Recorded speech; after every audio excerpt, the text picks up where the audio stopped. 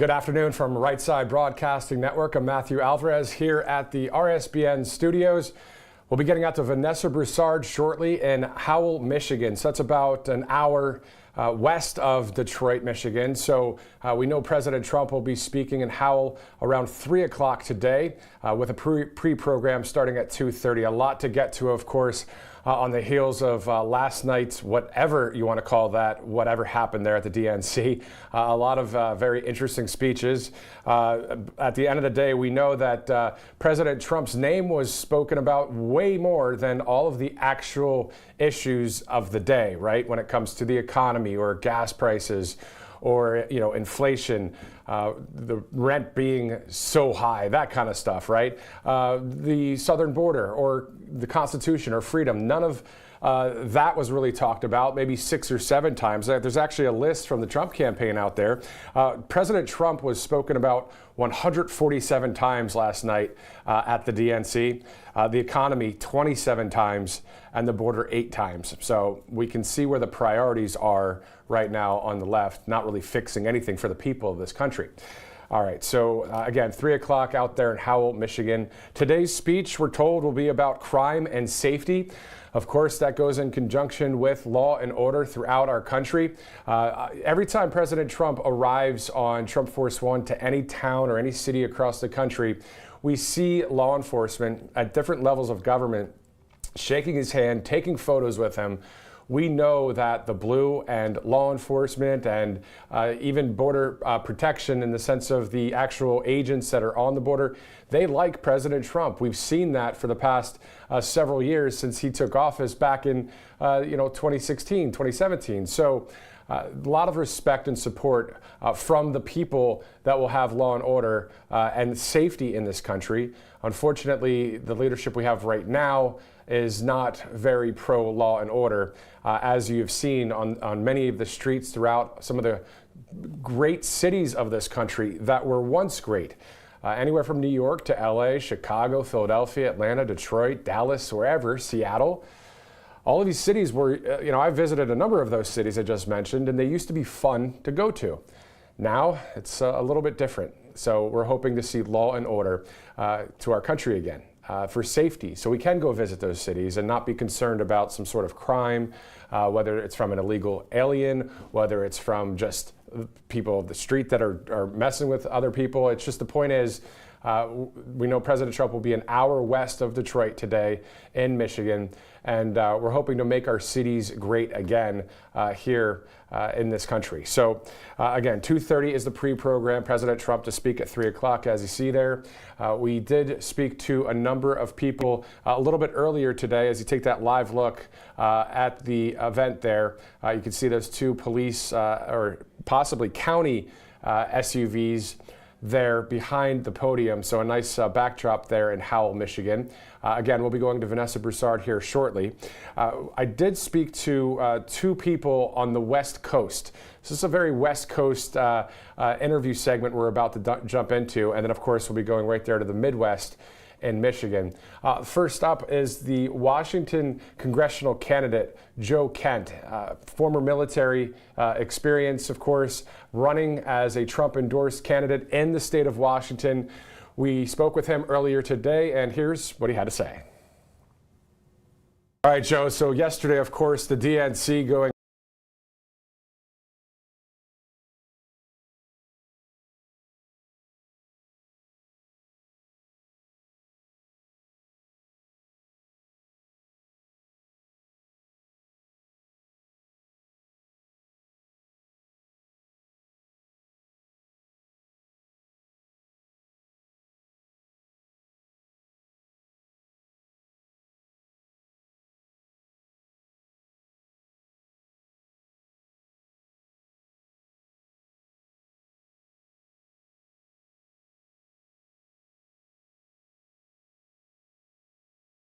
times and the border 8 times. And I think before we do get to that Joe Kent interview at this point, the biggest news story of the day was one that we really didn't hear much about, except for a post from President Trump on Truth Social. The fact that Kamala Harris decided not to debate President Trump on September 4th reveals a whole lot.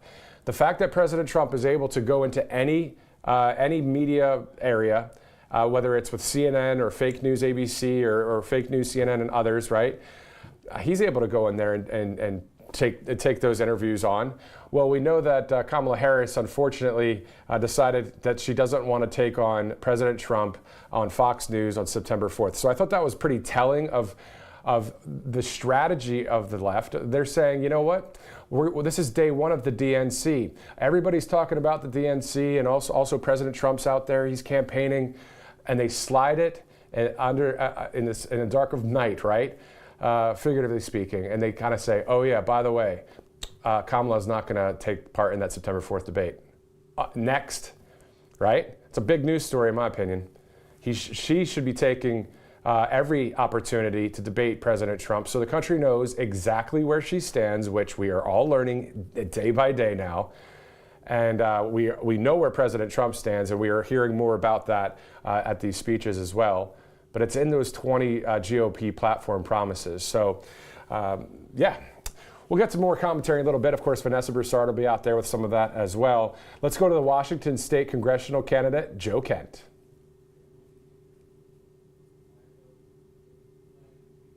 All right, Joe, so yesterday, of course, the DNC going way late into the night for the people on the East Coast. You there on the West Coast, a little earlier, but still, what a strange kind of event there at the DNC.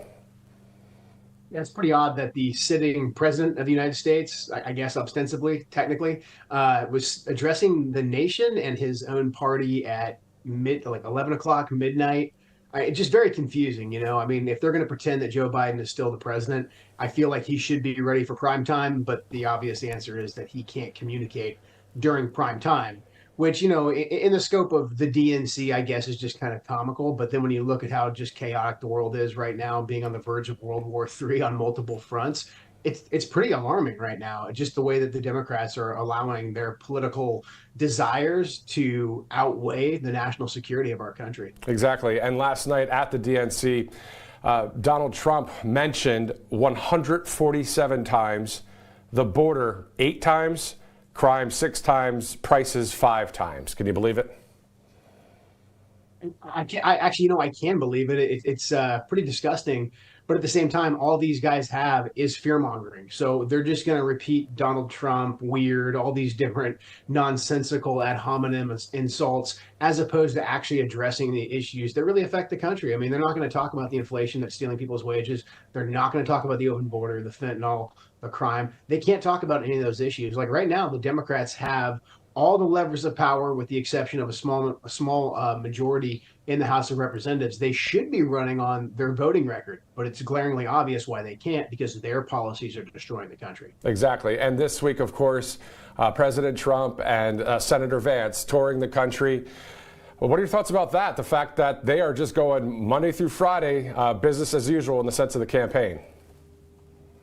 Yeah, it's quite the contrast. I mean, one side is out there articulating what their vision is for America, articulating, you know, in particular with President Trump, what his record is, with J.D. Vance, what his record of service is, even J.D.'s accomplishments in just such a short time in the Senate. I mean, look, Trump and his running mate, J.D. Vance, they've got a great record, and they're running on that, and they're running with enthusiasm. And look, here at the end of the day, they're actually out there trying to earn people's votes. They're respecting the process. They're saying, hey, come listen to me, come ask me hard questions. I mean, we can't even count how many interviews Trump and Vance have done in the last couple of weeks. Where's Kamala? She won't even sit down and do an interview with CNN, for crying out loud. And then we have this, you know, pageantry that's taking place with the DNC. I mean, the contrast couldn't be starker. I think most people are seeing this loud and clear. Unless you are a dyed-in-the-wool Democrat right now, I think even people who may have been critical of Donald Trump just a couple of years ago are saying, well, hey, at least this guy, you know, he's articulating what he did while he had power, and he's actually out there trying to earn votes. Exactly. And then today's theme for the Trump-Vance campaign is Make America Safe Again. You having military experience and now running for Congress in the great state of Washington, how does that make you feel that, you know what, this administration, under a new Trump administration, would be all about law and order, a strong military, closing the borders? I mean, you serving for our country, that must feel good. It feels great. I mean, look, when Trump first ran in 2016, a lot of what Donald Trump was saying about putting America first and how our foreign policy has been off kilter, it was really theory. But it's not theory anymore. We had 4 years of peace through strength. We had 4 years of prosperity here at home. We had relatively secure borders. And the media attempted to say that the world was in chaos at the time, but we weren't facing World War III on multiple fronts. I mean, but Donald Trump kept us out of conflicts using a strong American economy, using diplomacy, albeit some would say unconventional diplomacy, but it was diplomacy that prevented North Korea from, shooting more and more missiles and escalating things further in the Pacific. It kept China at bay. Vladimir Putin wasn't invading new countries. Historic peace in the Middle East. So I think it's fantastic that President Trump is out there right now talking about how important national security is. And again, this is one of his strong suits. He can really talk about just how safe the world was under his administration, and that is a stark contrast with Kamala Harris and Joe Biden. And finally, speaking of President Trump, for you to receive a Trump endorsement, I've really never asked that to someone running in politics. What was that like when you received the endorsement of the leader of the free world? It's huge. I mean, look, I have a very personal connection to President Trump and to his family, just how gracious he was after I lost my late wife. So it's always very inspiring and humbling and motivating to have him recognize the fight that I'm in right now. And this is President Trump. I mean, he's portrayed as being this cold and callous individual in the media, but actually, if you get to know the president at all, he has a great memory. He really cares about the personal touch, and then he understands that his endorsement really draws a lot of people that probably wouldn't really come out and vote. It draws them to candidates down ballot like myself. So I couldn't be more honored to have President Trump's endorsement and to help carry the America First banner across the finish line this November. Washington State congressional candidate Joe Kent, thank you, sir, so much for joining us. We'll see you again soon. Thank you. Thanks for having me. All right, so Joe Kent out of Washington State there, and then a bit later, Abe Hamadeh out of Arizona, obviously a rock star in the conservative movement, both Joe Kent and Abe Hamadeh. So that West Coast kind of interview day here at Right Side Broadcasting Network, but of course, the main part of today in Howell, Michigan, as President Trump will speak at 3 o'clock there. That's about an hour west of Detroit. Vanessa Broussard there on the scene, so she will be taking over the live coverage out there in Michigan. So as you guys know, this is a very, very busy week for the Trump camp.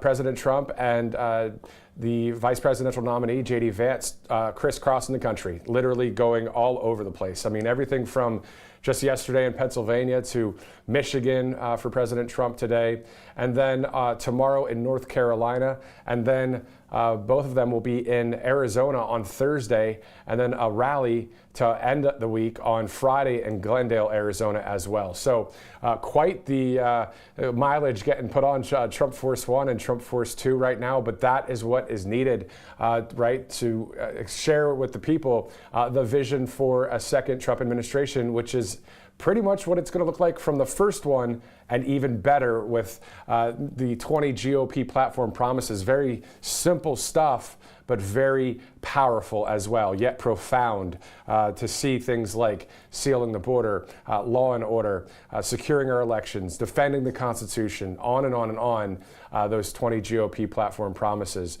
So yeah, a lot to get to, of course. And again, if you guys watched that DNC last night, I have to apologize to you. Sorry that you had to watch that.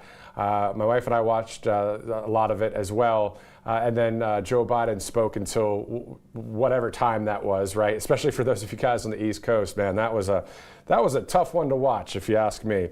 Speaking of yesterday, the Trump campaign said, here are the most radical, extreme, and outrageous moments from day one of the DNC disaster. Crooked Joe Biden was forced to wait until almost midnight to deliver his final address, which was filled with his usual lies, delusions, and malfunctions before Democrats shipped him off into the sunset once and for all. There's a whole list of things here that the Trump campaign brought up just about last night. And again, I think it's 127 times President Trump, 147 times President Trump's the name Trump was brought up yesterday.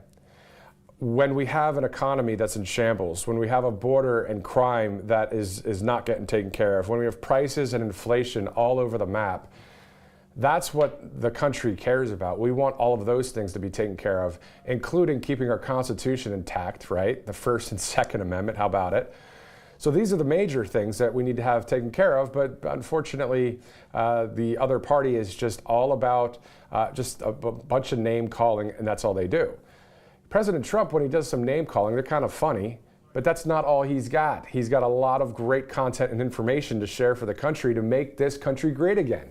So that's all they have on the left, just a bunch of name calling. So, all right, so let's get to the Birch Gold Group, one of our great sponsors here at Right Side Broadcasting Network. So this silver coin's pretty awesome. Look at that. It's a free fight silver coin that you get once you purchase a product with Birch Gold Group. So all you have to do is text Trump to 989898 for more information on gold, silver, precious metals.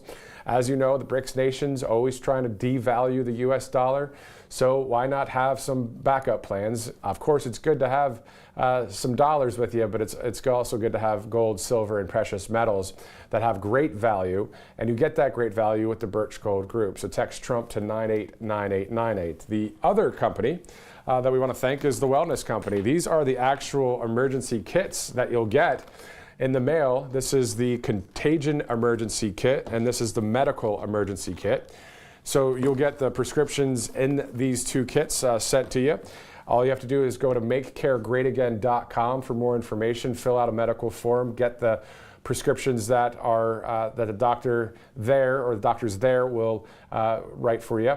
So you'll get that, anything from ivermectin, as you see there on your screen, or amoxicillin, a Z-Pak, and others, all to kick a virus and bacteria and anything coming against your system right out with very good medications through the Wellness Company. So always good to have one of these kits around. If you remember in the Bible, Luke was a doctor, right? So I know there's a lot of different takes on what medicine to take and that kind of thing, but that's what's great about professionals like these guys, because they know that, hey, this is what works with this bacteria, this is what works with that virus. So the Wellness Company, makecaregreatagain.com. Use that promo code RSBN for a percentage off. And just one other note about the Wellness Company and just this whole situation moving forward. I mentioned the other day the World Health Organization, the lovely people at WHO over there, right, are talking about hashtag Mpox, monkeypox, saying there's this a spread happening, a case in Sweden, and all that stuff going on. So at the end of the day, always having a kit is good. And then, of course, keeping our heads on straight with the accuracy of what's really happening out there is always good, too. All right, so that's the Wellness Company. We'll thank them in a little bit as well, and the Birch Gold Group for being awesome sponsors here at Right Side Broadcasting Network. My name is Matthew Alvarez. Guys, thank you so much for tuning in. We'll be going to President Trump at 3 o'clock, of course, today, in the pre-program as well. We'll also be going to Vanessa Broussard here shortly. Live in Howell, Michigan. This is, once again, an hour outside of Detroit, so about an hour northwest of Detroit. Not too far, so that's where we find Vanessa Broussard and our camera crew out there. Of course, tomorrow gearing up for a big day in North Carolina, then Arizona on Thursday and Friday. We'll have that interview with Abe Hamadeh in just a bit, but before we go any further, let's go to Vanessa Broussard right there live in Howell, Michigan. To all of you, I'm Vanessa Broussard here live in Howell, Michigan, just right outside of Detroit. And it's right here behind me where President Trump will give remarks here in just under 2 hours at the Livingston County Sheriff's Office. We are about 1 hour away from Detroit. And as you know, Detroit is a city that is #1 on the list when it comes to crime in Michigan.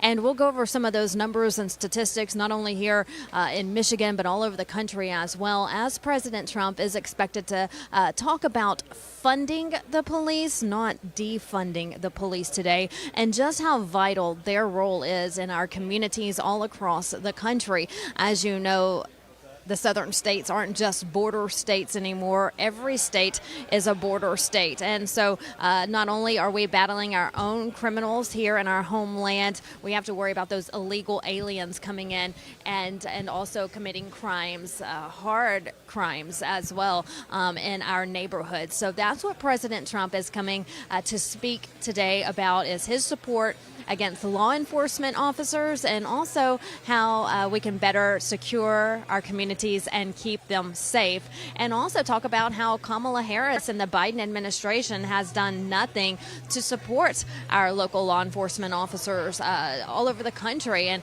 again, we have so many statistics to tell you about and numbers to talk to you about to show just how crucial it is for police officers to be in our neighborhoods. Let's talk crime and safety, since that is the theme of today here in Howell, Michigan. Now, since Kamala took office, crime has skyrocketed across the country. We have seen some of these large cities like Detroit seen an increase in crimes. And then we also see cities like Detroit who are sanctuary cities. And these sanctuary cities allow these criminals to run free. They actually cater to the criminals, and it's almost putting the criminals on a pedestal and putting the safety of Americans last. Michigan is definitely feeling the effects of the border crisis. Illegal immigration crime has also skyrocketed across the state. It has increased here in Michigan, and look, we're up north. We're closer to the Canada border, but it's the southern border that is a problem for the people of Michigan. And like I just mentioned, we're seeing a huge increase in illegal immigrant crime here in Michigan, and that's why President Trump is coming here to talk to the people here today, the law enforcement officers. Now, going back a little bit, as you can see behind me, this is a small venue. We are at the Livingston County Sheriff's Office, and President Trump will speak to these law enforcement officers, and also city leaders are here, county leaders are here. We are in Livingston County, so some of the city and county leaders are here as well, and they will be meeting with President Trump to discuss how to better secure their residents when he's in office. And we saw that they were much safer under a President Trump administration. As we know, these sanctuary cities also harbor to illegal aliens, and that's a big concern. Look at Chicago, where the Democrat National Convention is being held right now. Chicago and its high crime rate, also a sanctuary city. They just cater to these illegals and also to the criminals, and they let them back in the streets to commit more crimes. And so that has to end, and President Trump promises that he will make sure law enforcement officers have the resources that they need when he's back in office. When it comes back to the border as well, and we're going to talk a lot about that today, because President Trump is visiting the border on Thursday in Arizona. But a lot of our crime we're seeing right now in America comes from these illegal aliens, and Kamala allows it. She doesn't deport them, and she doesn't secure our southern border in any way, shape, form, or fashion. So she's allowing these criminals to come into our streets, and she is proving that she is a soft on crime leader. She's soft on these criminals. These criminals commit a crime, and then they're allowed back into the streets. Look, I used to cover a lot of court cases and sit in on these cases where these criminals would go before a judge, and they're let out back onto the street as a warning. And then they come back a couple of months later because they committed another crime, and then they're let back on the streets because that's just the cities that we live in now. These criminals aren't getting a slap on their hand.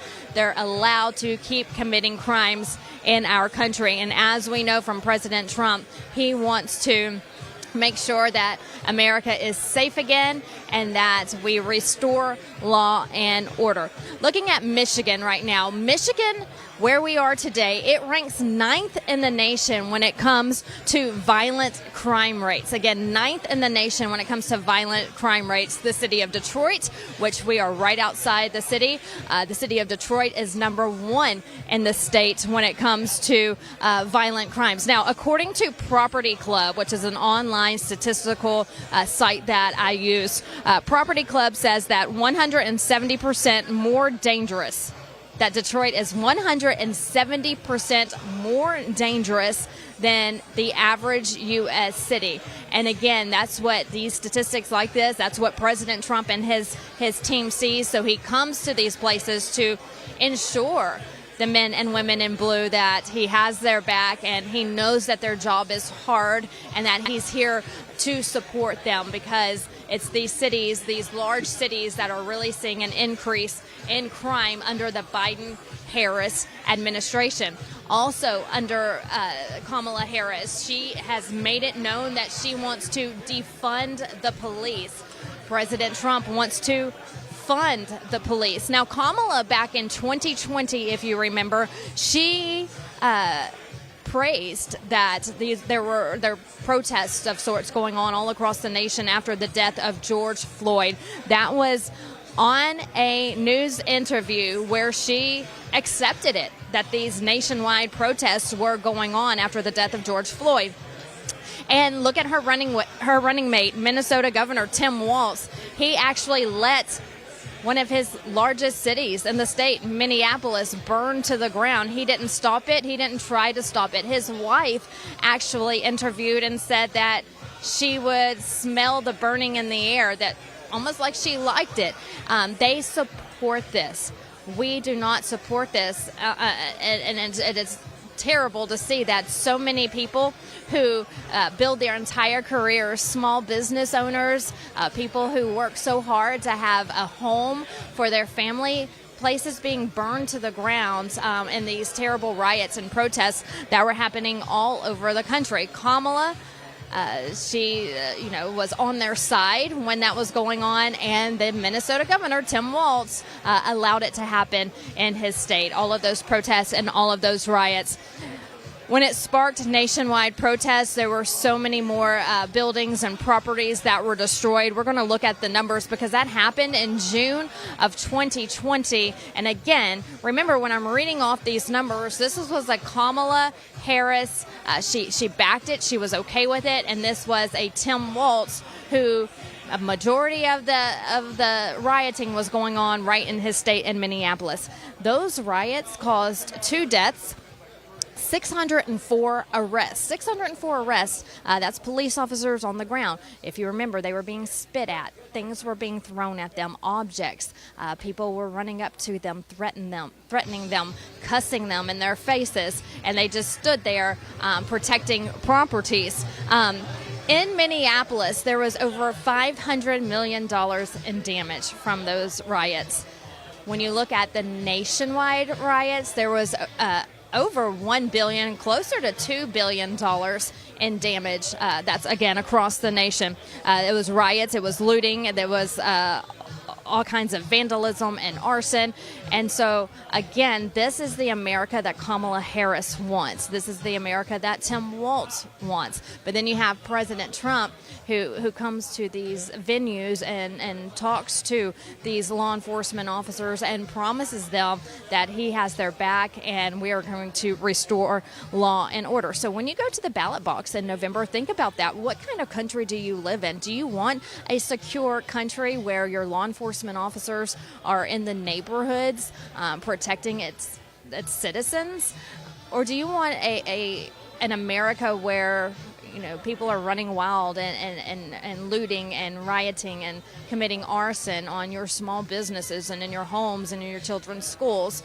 Think about that and make that decision yourself when you go to vote in November. What kind of America do you want to live in?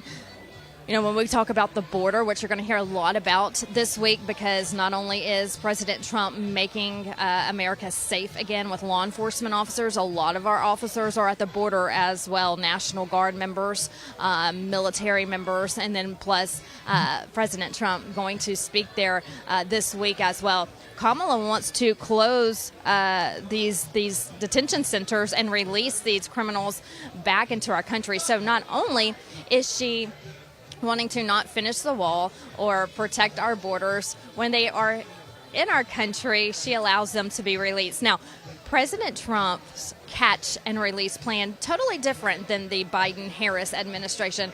President Trump's catch and release plan was catch them and release them back into Mexico.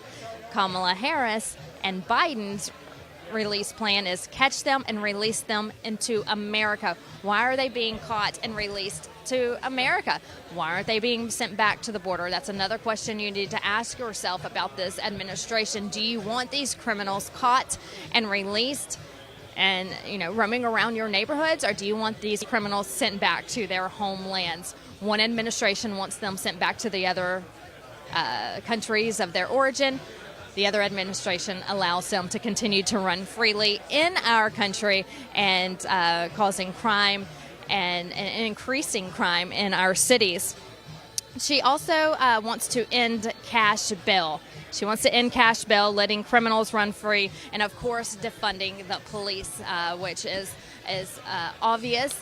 She actually praised the Los Angeles city mayor when he wanted to slash the budget for the police and put that money into civil services. She praised that. President Trump wants to put more resources into the police department so they can have the measures that they need, the equipment that they need to battle crime in our country, and also get better recruitments. Have these recruiters come in and recruit these new law enforcement officers to come in and be the best that they can be whenever they put on that badge. So that's something to also keep in mind. Now, when it comes to the border and these criminals, I mentioned it before and I'll mention it again. Not only are we fighting crime in America with our own citizens, now we're having to fight crime with illegal aliens. And I have some names here I want to read off, and these are stories that just came in within the last week of some illegal immigrants who had come into our country, were released, and committed some crimes. I'll read these names off for you. Daniel Devon Bonilla is an illegal immigrant who was arrested this week for raping a woman in Coney Island. He was caught and released at the border in December of 2022. So Canillo was caught at the border in December of 22, was released back into the country under the Biden-Harris administration, and then was arrested this week for raping a woman. Then you have Jackson Bento Pinheiro, who illegally crossed the border on July 10th of 2021. He was released the next day. He was then arrested this week for assault to rape in Massachusetts. So again, he was caught at the border in 2021, released, and then arrested this week for assault to rape. Then you have Gianfranco Torres Navarro, who was arrested in New York on Wednesday by ICE. Torres Navarro is wanted. Hope you're sitting down for this. Wanted for 23 murders in his home country of Peru. And he is allegedly the leader of a group called Los Killers. He illegally crossed the border in May of this year, and he was released into the country. So here you have a man who was caught at the border in May of this year, released back into the country, and arrested just this week. These are the criminals that are coming into our country. Now we'll go to the program.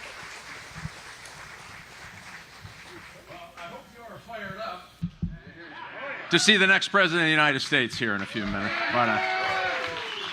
Who's going to be standing with our county's heroes, the officers of Livingston County here and a little bit beyond. So thank you all. Sheriffs, thank you for being here. Thanks for what you do. This is one party that has your back, for sure. Yeah, you can be excited about that. So I started right here in Livingston County. My first foray into law enforcement, I was an intern in the Marine Patrol Division here at the Sheriff's Office a day or two ago.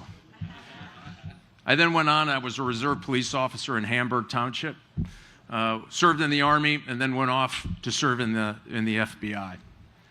I'm going to tell you this is what's missing in this conversation in this election. Real victims. They want to give you statistics. I'm telling you, there are real victims, even here in our own community. We had a minor assaulted by an illegal immigrant. 2 assaults in Oakland County within the last month. 1 raped an 11-year-old girl, illegal immigrant. Another one exposed himself. He was deported 7 times, comes back an 8th time, exposes himself to a 9-year-old girl. And as a former law enforcement officer myself, and these gentlemen can tell you, that's just a journey for him to do something worse in our community. Ruby Garcia lost her life to an illegal immigrant on the west side of the state. Crime is an issue in this election. I have to tell you, it causes emotional pain, physical pain. These are scars that will last a lifetime, not just to the victim themselves, but think of that family who is now touched forever by that violent crime. Because we have an open border, because Harris and Biden, my opponent Slacken, did not choose to close the border. They don't have to wait till 2025. They can close the border today, and by God, they should do it for our families and our communities. And just a quick update. So you think about all those folks and all those victims out there who are going to suffer the rest of their life through crimes that are just almost unspeakable. And the 3,000 families who have lost loved ones in our state last year because of fentanyl coming up from an open border. My opponent had the opportunity to say no to allowing human trafficking and fentanyl and crime coming to our community, and she said no. She had the opportunity to stand with our police officers at their hardest day to protect them from doing their job, for doing their job. She had that vote. She said no. We had a chance to say we're end to sanctuary cities. And very recently she said no. She would prefer sanctuary cities. We have sent an invitation to drug cartels, to human traffic, to commit crimes in our neighborhoods, to sexually assault our children, to kill them with fentanyl. Today, and on November 5th, we need to say a couple of things. To these boys in blue, even though they're wearing brown, we've got your back. We will get your back come November. To the families of victims, we are going to tell you in November, we will have your back. To this community, we will say, we will have your back. Thank you for being here. Thanks for supporting Rogers for Senate and Donald J. Trump for the next President of the United States, for our safety, for our communities. God bless. Please welcome Sheriff Kim Cole.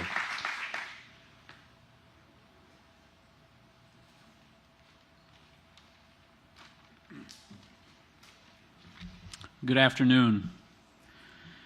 Due to the unsecure southern border, all American communities are now considered border communities, a phrase I did not recall hearing until recent years. Along the west coast of Michigan sits the county which I am sheriff of, Mason County. Rich in agricultural, a haven for those looking to enjoy the Great Lakes, and a sportsman's paradise, Mason County is home to just under 30,000 year-round residents. Sadly, however, like most communities, fentanyl has found its way into Mason County, resulting in the death of several of our citizens. One such death occurred recently when sheriff deputies responded to an unconscious male who would not survive, and a mother would lose her son. Nearly 60 grams of pure fentanyl was recovered that night, and I realize when we hear stories of hundreds and hundreds of pounds of fentanyl seized and millions of fentanyl-laced pills seized, this amount seems insignificant. However, medical experts tell me that this was enough fentanyl to kill every one of our community residents in our small county. I think when we look at it in that light, it is very much significant. Moreover, what you need to know is this fentanyl that was recovered was cut from a brick and still in chunk form, which led investigators to suspect it came straight from the southern border into Mason County, making my home county now a border county. Michigan sheriffs, along with American sheriffs, our local, state, and federal law enforcement partners, stand ready to protect the residents and those who visit our communities. Nevertheless, we need help.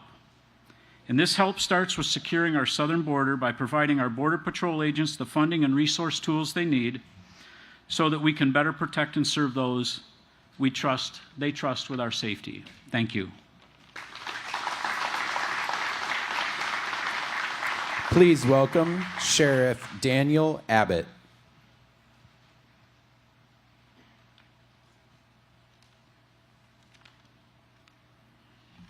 Good afternoon. I was asked to address some concerns that I've seen with the current Biden-Harris administration that impact the community I serve in as sheriff. For me, it was easy to point out the open border and how it's affected our county of Van Buren. Yesterday, it only took me about 20 minutes to come across 7 cases that I'm going to briefly speak about to you. Keep in mind that there are more than these, and these horrible cases are the ones of which I've chose because the victims will never be the same. I also want you to keep in mind Van Buren County is not a huge county. Our population stays roughly around 76,000. So cases like these cause a huge impact, not only for the victims, but our community as well. February 11th, deputies were dispatched to a traffic crash. It was found the victim was slowing down for the railroad tracks when the suspect driver rear-ended him at a high rate of speed. Through the investigation, it was found the at-fault driver was intoxicated, did not have a driver's license, and had open intox in the vehicle. The suspect was lodged for the incident. ICE flagged him immediately after being put in the system. He has since been picked up by ICE. June 3rd, we had a flee and elude involving a 34-year-old female illegal immigrant, which ICE flagged immediately after she was put in the system after being arrested. The suspect fled due to an incident that happened earlier in their day for having an altercation which involved pouring gas on a victim and lighting her on fire. The pursuit went several miles prior to the suspect stopping, hence putting more people's lives in danger. June 28th, we responded to a stabbing. It was found that the 22-year-old male illegal immigrant, which ICE flagged immediately when he was put in the system, was our suspect. It was found an argument started over food. Subject was stabbed over food. And it should be noted that the suspect told our victim 4 times he was going to kill him over the incident. He was lodged for assault with intent to do murder. July 11th, a 50-year-old was booked in for controlled substance, delivery, manufacture of cocaine, heroin, or another narcotic, controlled substance maintaining a drug house, and weapons felony firearm charge. ICE once again flagged him as soon as he was in the system. July 26th, we handled a criminal sexual conduct case involving a 2nd grade child, 8 years old, being raped by a family acquaintance. Through the investigation, it was found that the victim had been raped several times. Again, another one immediately ICE put a hold on. Put that in perspective, people. The border could be shut down. They know there's a problem. You want to look at that 8-year-old child and say, I'm going to wait till I'm elected in January to shut it down? How many other people is going to come across the border and handle that and deal with that and be victims?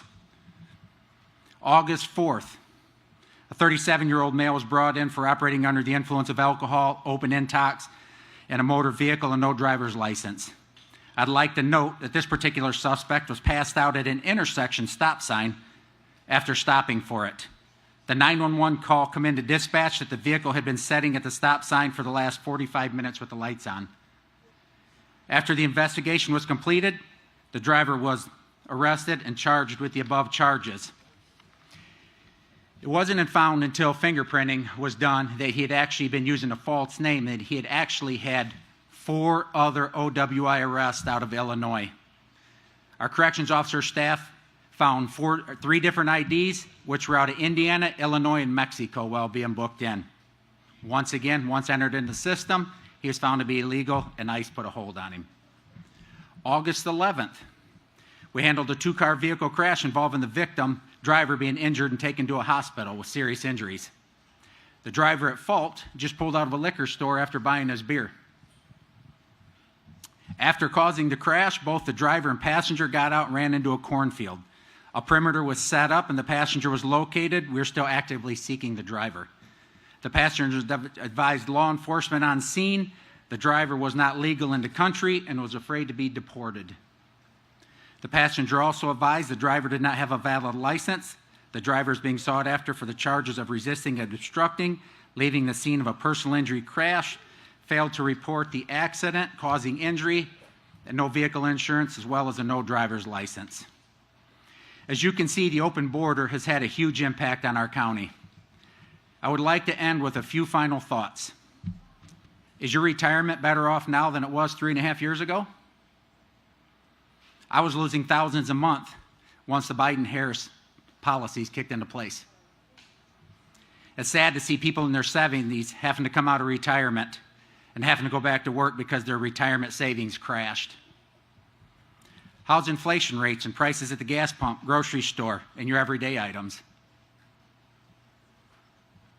It's heartbreaking to hear the stories of families struggling how to feed their families. You hear that every day. I could go on and on, but you see the big picture, whether you want to admit it or not. Everything I just talked about are facts, not my opinion. So come November, make the obvious choice, re-elect Donald Trump.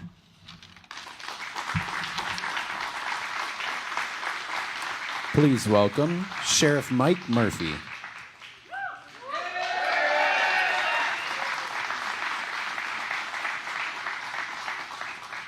That's the hometown crowd advantage right there. Thank you very much. So I would like to welcome everybody as well, and I gotta say thanks so much to my team. I would not be able to stand here and be here today without my team. I've got the best team that any sheriff in the state could ask for. Some might argue that point, but they make me look pretty smart, and for those that know me, that's really not the case, trust me. So thank you to my team, and again, welcome. So a week ago, I was on a friend's boat and enjoying a little bit of sun, and I got a phone call from the Trump team, and they said, hey, we want to hold a press conference on crime and safety in Livingston County. Can we count on you to be there? I said, sure, why not? Didn't really think it'd come to fruition, but sure, why not? There was a few different venues discussed, and then ultimately, along about Friday, it was decided it would be here at the sheriff's office, and the wheels got in motion, and away we went. So after I hung up the phone, I got thinking to myself, well, why Livingston County? And then the next thought was, of course, Livingston County, right? We do it right here, frankly. We're talking about crime and safety. We've got the best public safety, in the state of Michigan. And it's not just law enforcement, it's not just my office, it's 911, it's fire, it's EMS, it's emergency management, it's dispatch. That's what truly makes up public safety, and we've got the best here. But it's one thing for us to go out and do our jobs, because most cops, frankly, want to do their jobs. They really do. But you need support from the prosecutor's office, right? You need support from the judiciary. And if you don't have that, it's like a tripod. If one of those legs is missing, it's going to fall over. So one of the cool things about Livingston County is we have all that. We've got great public safety, we've got a great prosecutor's office, and we've got a great judiciary, and we all work together. That's what makes our community safe. So of course it was a no-brainer that we were chosen. Now, it would be awesome if I could put my little umbrella over Livingston County and all things would stay local and we could just live in our little utopia, but that's not the way things work. We are affected by state policy. We are affected by federal policy. And just a couple examples. Sheriff Abbott shared a bunch of them. I've got two. We this was a Green Oak case, but again, Livingston County was a criminal sexual conduct of a 16-year-old by an illegal who has since been sentenced to prison and then will ride off back to his native country. But as early as this month, or a couple weeks ago rather, August 3rd, I believe, there was a reckless driver causing an accident that sent a young woman to the hospital. That young woman is a cancer patient. That young woman was 14 weeks pregnant. That young woman, the person that did the reckless driving that caused that accident, was an illegal immigrant who had been previously detained by ICE and who had been released by ICE. Currently sitting at the Murphy Marriott where he should be. But the point is this: we have wins when we get those crimes solved and when we lock up the bad guy. But the real win comes in prevention, right? So I would love, my staff would love, public safety in Livingston County would love to not be as busy as we are. And we can, if those things can be prevented, that's a much bigger win than solving them after the fact. So it's kind of funny when we hear about all of this talk about illegals, and all of the focus seems to be on the criminals, as it should be. But what about the victims, you guys? That's what's missing here. And it's not just with illegals in general. You've got folks out there that subscribe to the no cash bond. You've got folks out there that subscribe to the hug a thug theory. You've got folks out there that everybody should have a second chance. It should all be wiped clean, et cetera, et cetera. Listen, they first need to be held accountable, and then we can work on that, right? But until then, we need to start talking about the victims. Criminal justice reform, it's all about the bad guys. It has nothing to, there's no mention of the victims. That needs to be the focus. Let's lock up the bad guys, have them serve their time, and then we'll help them reintegrate into society. That's the way it's supposed to work, okay? So why am I here? Oh, you're in my shop, one. But two, we and the sheriffs that you see behind me and you'll see later, we lived the last 4 years. We understand the impact of federal policy and what it truly does at a local level.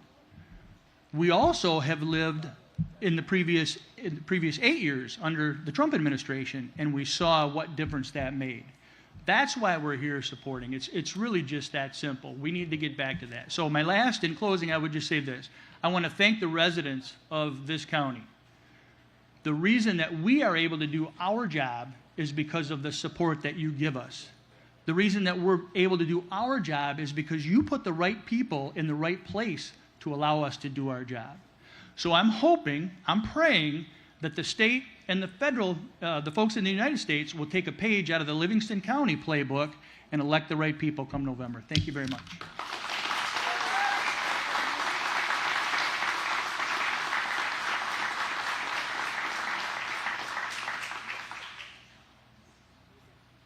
Hallelujah, hallelujah.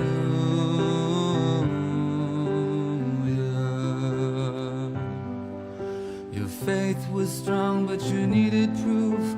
You saw her bathing on the roof, her beauty and the moonlight overthrew you.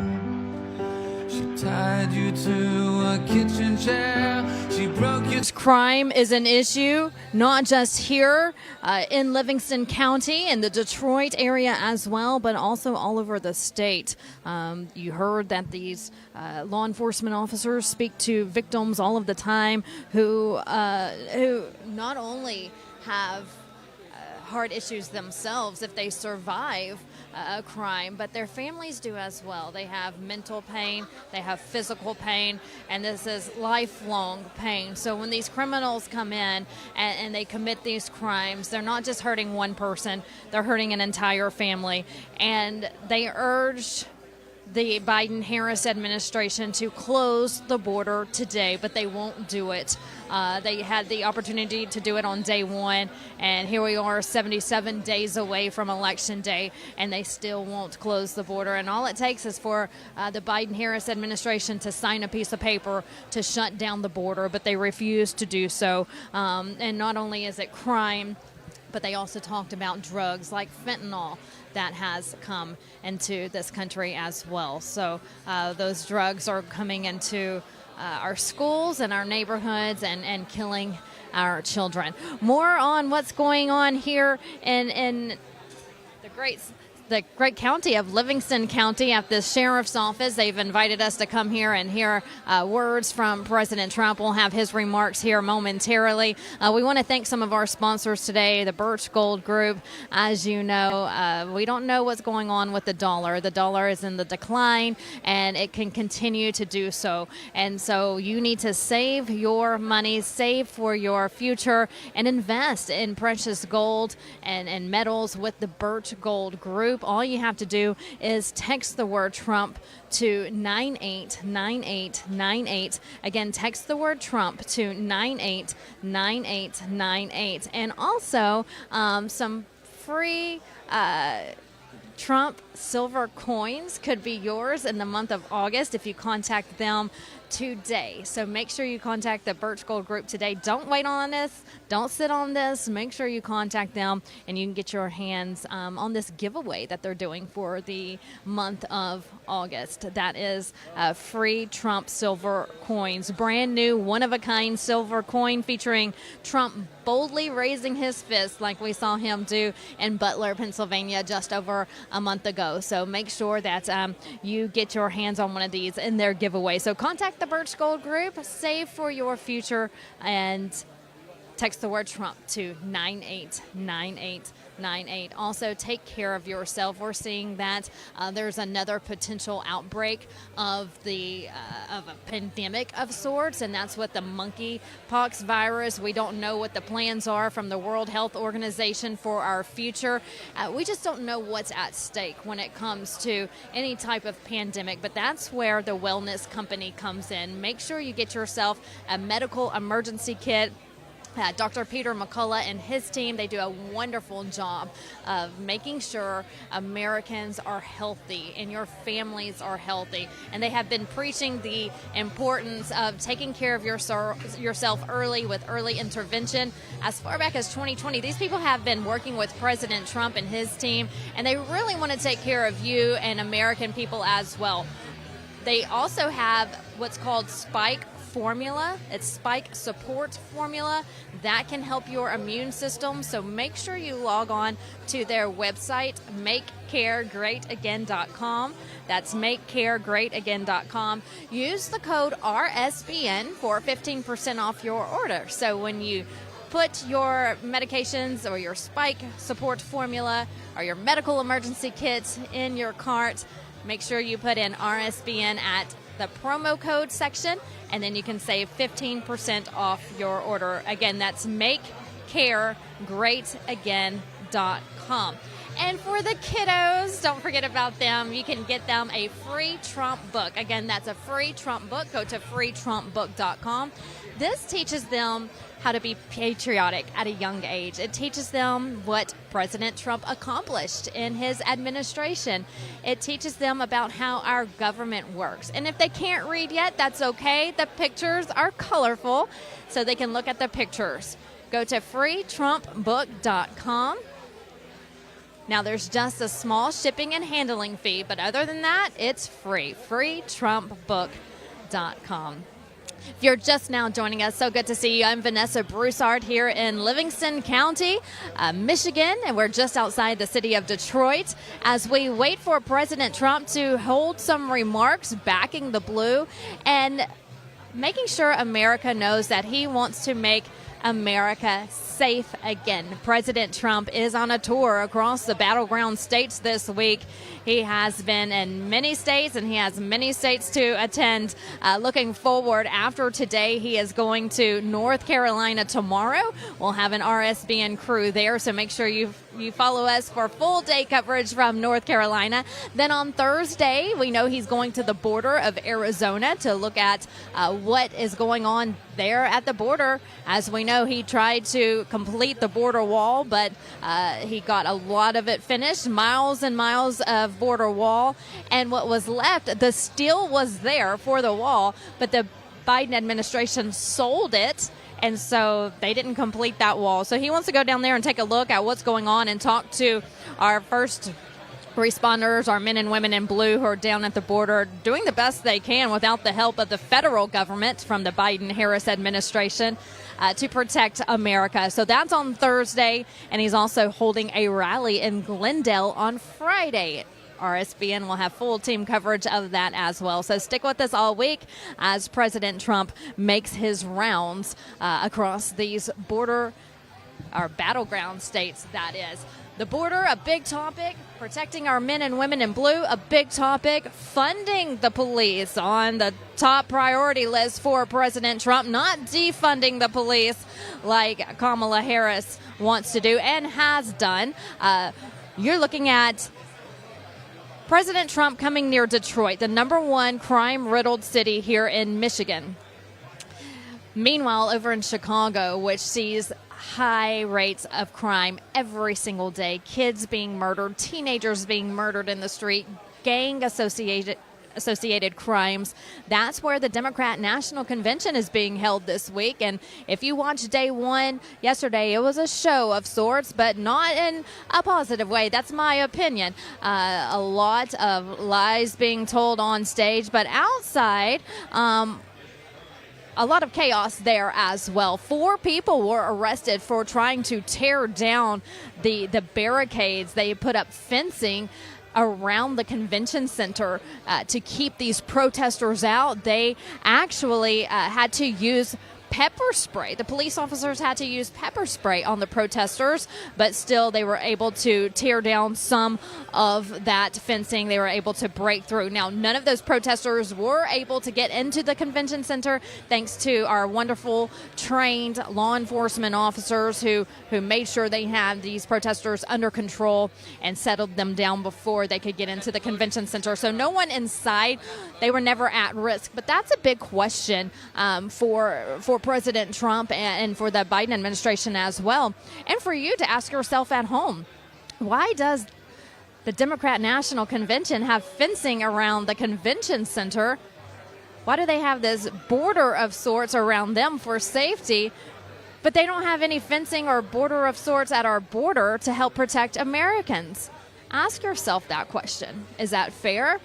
Why do they have this protection, but the American people do not? But again, we want to thank our law enforcement officers in Chicago who are doing a wonderful job at the DNC this week, making sure the city is protected, that, whether you're left or right, that, our congressmen and women are protected as well.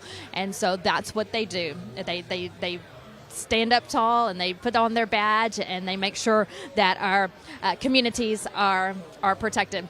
Looking at some other news going on this week, I know we have the DNC. I talked about President Trump making his rounds throughout the battleground states, but let's talk about Elon Musk and Donald Trump breaking the internet just days ago with their conversation on X. The world listened. Millions and millions of people tuned in to watch. As you know, probably you've heard that there were some hackers who got in to try to stop the growing number of people to listen, but the Elon Musk team, they were on it quick and made sure that everyone got in to listen to their conversation. And those two men together, they could save the world. They really could. I always say that you don't have to be the smartest person in the room, just be the hardest working person in the room, because hard work ethic really does pay off. But those two are always the smartest men in the room and hard workers as well. As you know, President Trump never slows down, neither does Elon Musk. But to hear Elon Musk really talking to the undecided voters and the voters who may have been Democrat and now Republicans, or thinking about switching parties, but may be scared to do so because their friends or family members are Democrat. He was really reaching out to those undecided voters because Elon Musk was there. He admits it. He voted for Obama. But then he changed his course when he saw that the Democrat Party is not the Democrat Party that our grandparents grew up with. This is a totally unhinged, chaotic Democrat Party these days.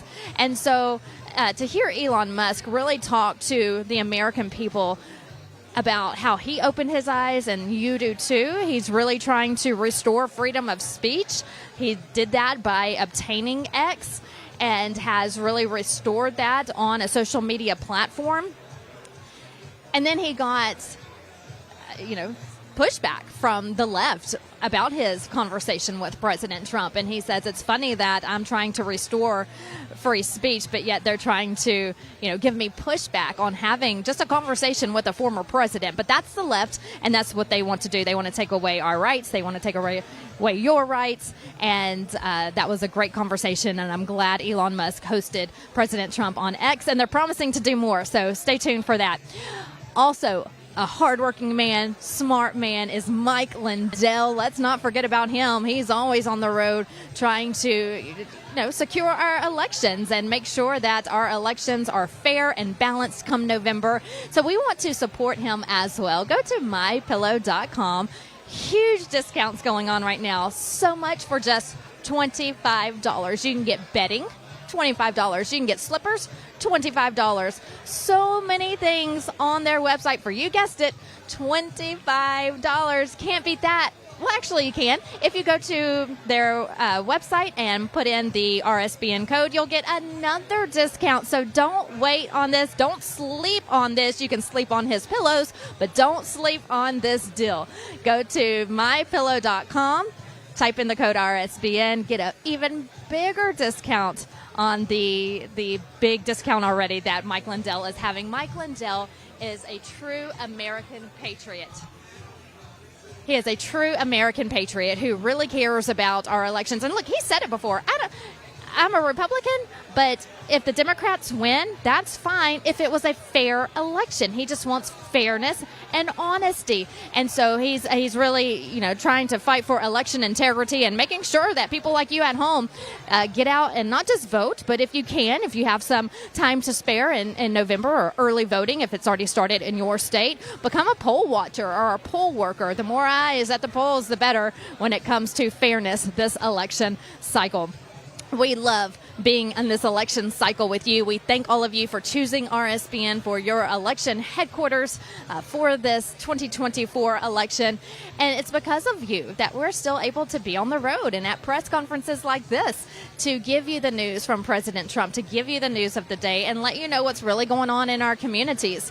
And so for all of those of you who have already donated to us, thank you. For those who continue to do so, we appreciate you as well. If you haven't done so and you want to, please do. You can go to rsbnetwork.com and donate. rsbnetwork.com, donate. And when you donate, you can put anything you want in there. You can do $5, $10, $50. Don't go broke doing it. President Trump tells you that all the time about his donations for his campaign. If you can donate, please do. And every little dollar helps. Every little penny helps. So thank you so much for all of you who have donated to us so far. While you're there, don't forget to sign up for our newsletter as well. That way you can get all the up-to-date information on what's going on the campaign trail.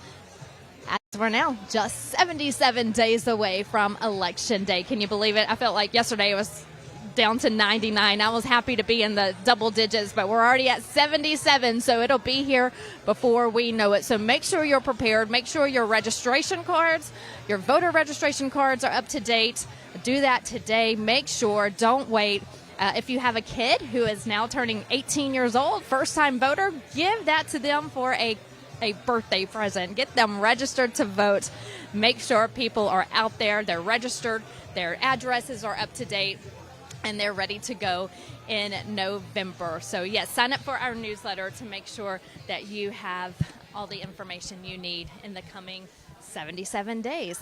Also coming up soon is a debate between Kamala Harris and President Donald Trump on September 10th. There is a debate that they have both agreed to. That's on ABC News. Now, what just came down today was a debate is supposed to be scheduled on September 4th on Fox, and President Trump posted on Truth Social today that he got word from her campaign that Kamala Harris is refusing to go on that debate and to debate President Trump on Fox News. So President Trump has been very vocal about any time, any place, anywhere when it comes to debating Kamala Harris. He'll do it anywhere, anytime, any day of the week.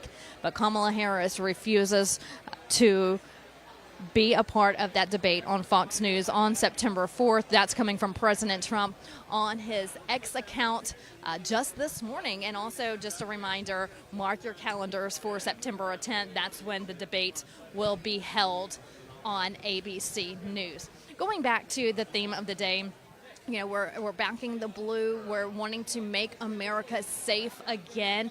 President Trump supporting funding the police. Kamala Harris supporting defunding the police. President Trump supports cash bail.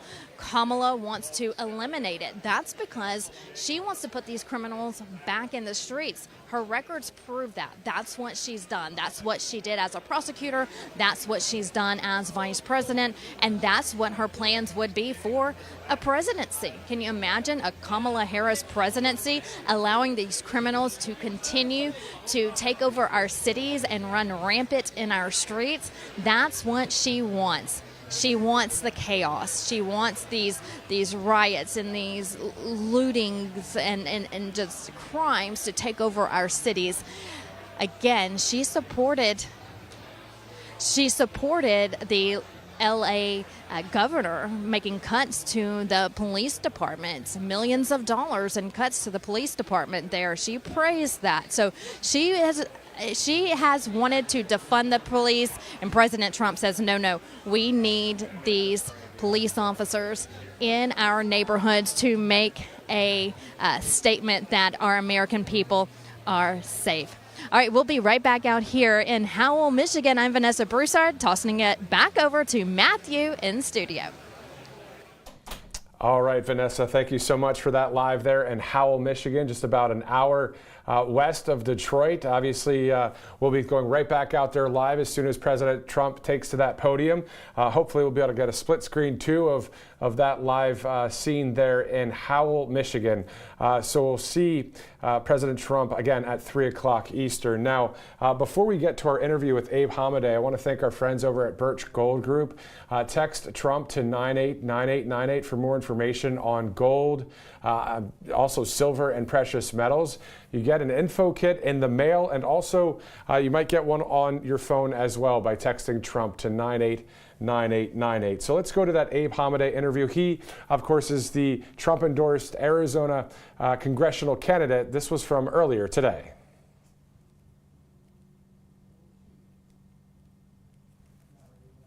All right, I'm hearing it is not ready at this point. We'll get to that in just a second. Again, live TV, always good. All right, so again, today, President Trump talking about crime and safety in Howell, Michigan, just west of Detroit. Now, last night for the DNC, we know that President Trump was spoken about 147 times, the economy 27 times, and the border 8 times. So we know that the DNC's playbook is more a priority against Trump instead of against the actual things that we're dealing with in the country. So we know where their priorities are. And we also heard something quite interesting from the DNC yesterday. There was a narrative that kept saying he only cares about himself. And the gas prices were $1.87. That was for us. No new wars. That was for us. Lower prices for everything for us. The July 13th incident, the attempted assassination for us. Freedom seen and felt for us.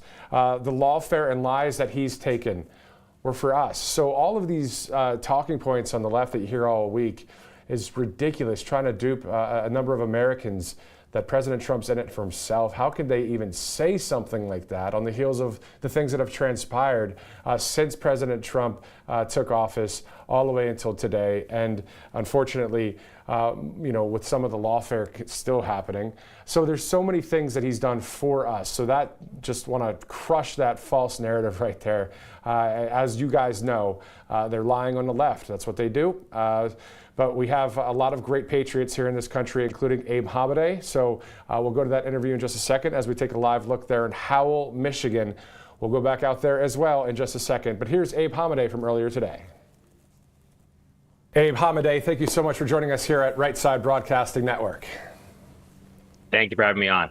Definitely. A lot going on, of course, in the state of Arizona. You being a Trump-endorsed candidate, always a good thing. What are your thoughts about the DNC last night? It was kind of an interesting event. Well, I think we have to kind of take a step back. How are we in this position where Joe Biden was, put out as the nominee, and they placed Kamala Harris with no votes. They placed Tim Walz with no votes. The same people who call us a threat to democracy are the true threats to democracy. They just hijacked the nomination convention in the process and subverted the will of the people. But if you look at Hillary Clinton was up there, it's kind of interesting to see her, because I know she had a lot of aspirations to be the first female president. Now she's up there getting behind Kamala. Then you had AOC over there. I mean, all of them, they're espousing truly socialist policies. And that's what's so scary right now, is the Democrat Party has truly become the party of socialism, of communism. I mean, they're openly calling for price controls. So the contrast couldn't be clearer right now between what the Republicans stand for, which is peace, prosperity, and safety, versus what the Democrats have, what we've lived under the Democrats, which is chaos, misery, and destruction. So, no matter the gaslighting they say and the lies that they say, I think the American people are waking up, and that they're seeing that there's a clear difference between Kamala Harris and President Trump. Yeah, 100%. We know what it was like under President Trump in the first administration. Contrast that to what it's like now is unbelievable. Did you see, I don't know if you saw this on Truth Social, the Trump team posted a electoral map of the results between Donald Trump and Hillary Clinton, and they said, we're just going to leave that there for the people to see. I mean, it's just the truth of what happened. Let's get to a Truth Social post. Speaking of that you posted on the 12th of August. You said, I am proud of MAGA. You are honoring our founding fathers by being awake and speaking the truth. Our country has been hijacked. It's going to take all of us to save it. Your primary victory proved that we can beat the billionaires, the corrupt media, the establishment, fake Republicans, and Democrat Marxists. Mic drop, Abe. Mic drop. I mean, that was awesome, and it really encouraged a lot of people. Can you talk to us a little bit more about that? Yeah, absolutely. If you actually find the best post I do is always on Truth Social. I kind of save that and reserve that for that audience, just because I know everybody over there is like-minded, and it's true. It's going to take all of us defeat this cabal that has really controlled Washington, D.C. and our country. So that's what I'm showing, and it really gave. I think my primary victory was an inspiration to many. I mean, we did take on. I think total it was about $10 million spent against me between the Koch brothers and all these billionaires. I mean, it was an insane type of primary, and I think people were underestimating me, and it's because they underestimate the American people. And we are so much stronger than they can ever even imagine. We just have to stay united. That's why, President Trump, that man took a bullet for all of us. And if you look at the American people stand behind President Trump and candidates like me and Carrie Lake, because we fight the corrupt system. We have to be fearless in these times, in these dark times. And, honestly, these people aren't scary. I mean, they're just out, they're just humans who just have an agenda. So you just have to smile in the face of evil. That's why I always say I'm a happy warrior, because the best warriors fight for what they love. And I love my country. I know so many people in this America First movement do too. And that's why we are still in battle. We are going to go out and vote this November, even though we know our elections are a mess and compromised. But in order to get out of this mess, we have to have it too big to rig, just like my primary victory showed. And what we have to do is, after I take office, and when Carrie Lake's a senator here in Arizona, when President Trump's back in the Oval Office, we're going to bring election integrity to the forefront, because I know it's one of the most pressing issues that I constantly hear on the campaign trail. And, things can change quickly. It changed quickly when President Trump won back in 2016, and it's going to change quickly after 2024, because President Trump, in many ways, he has that experience that he didn't have back then to now know how to go after some of these corrupt officials in the deep state. Exactly. And then so many people right now, a lot of organizations, as you know, out there working for that election integrity and security for this election. But to your point, one of the GOP platforms, I believe it's number 19, is all about securing our election. So obviously that a big key. Now back to the DNC, night one. I heard a few of the Democratic speakers and statewide leadership say that Donald Trump, quote, only cares about himself. Unbelievable to hear that so many times. That was a narrative they kept preaching, but I saw that gas prices were $1.87. That was for us. Freedom's for us.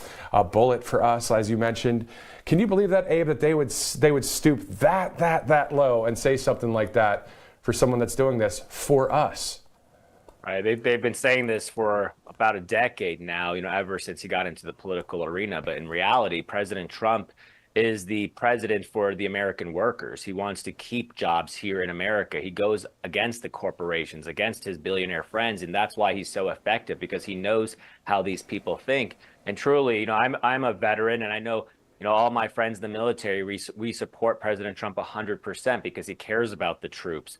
And I was so despicable to see the DNC kind of trying to characterize him in such a bad light, because I know how much it means for him to have the backing of veterans, because we know that he doesn't want us in endless wars or unnecessary wars, and he takes it very seriously. Every Gold Star family I've talked to, especially in my district, they say that when they went to the White House and President Trump and Melania were the most beautiful people and how they treated them, and you can't say the same thing about Joe Biden. I think it's pretty apparent. I mean, President Trump calls people who have the families of those who are killed from, say, illegal immigrants. Joe Biden doesn't even do that. He does this without even being president. That is a type of man President Trump is. He really cares about the American people. So this is why the DNC and their propagandists in the media, they don't want to show that side of President Trump, because if they did, they know that President Trump would win in a landslide. And I truly think he is already going to win in a big number.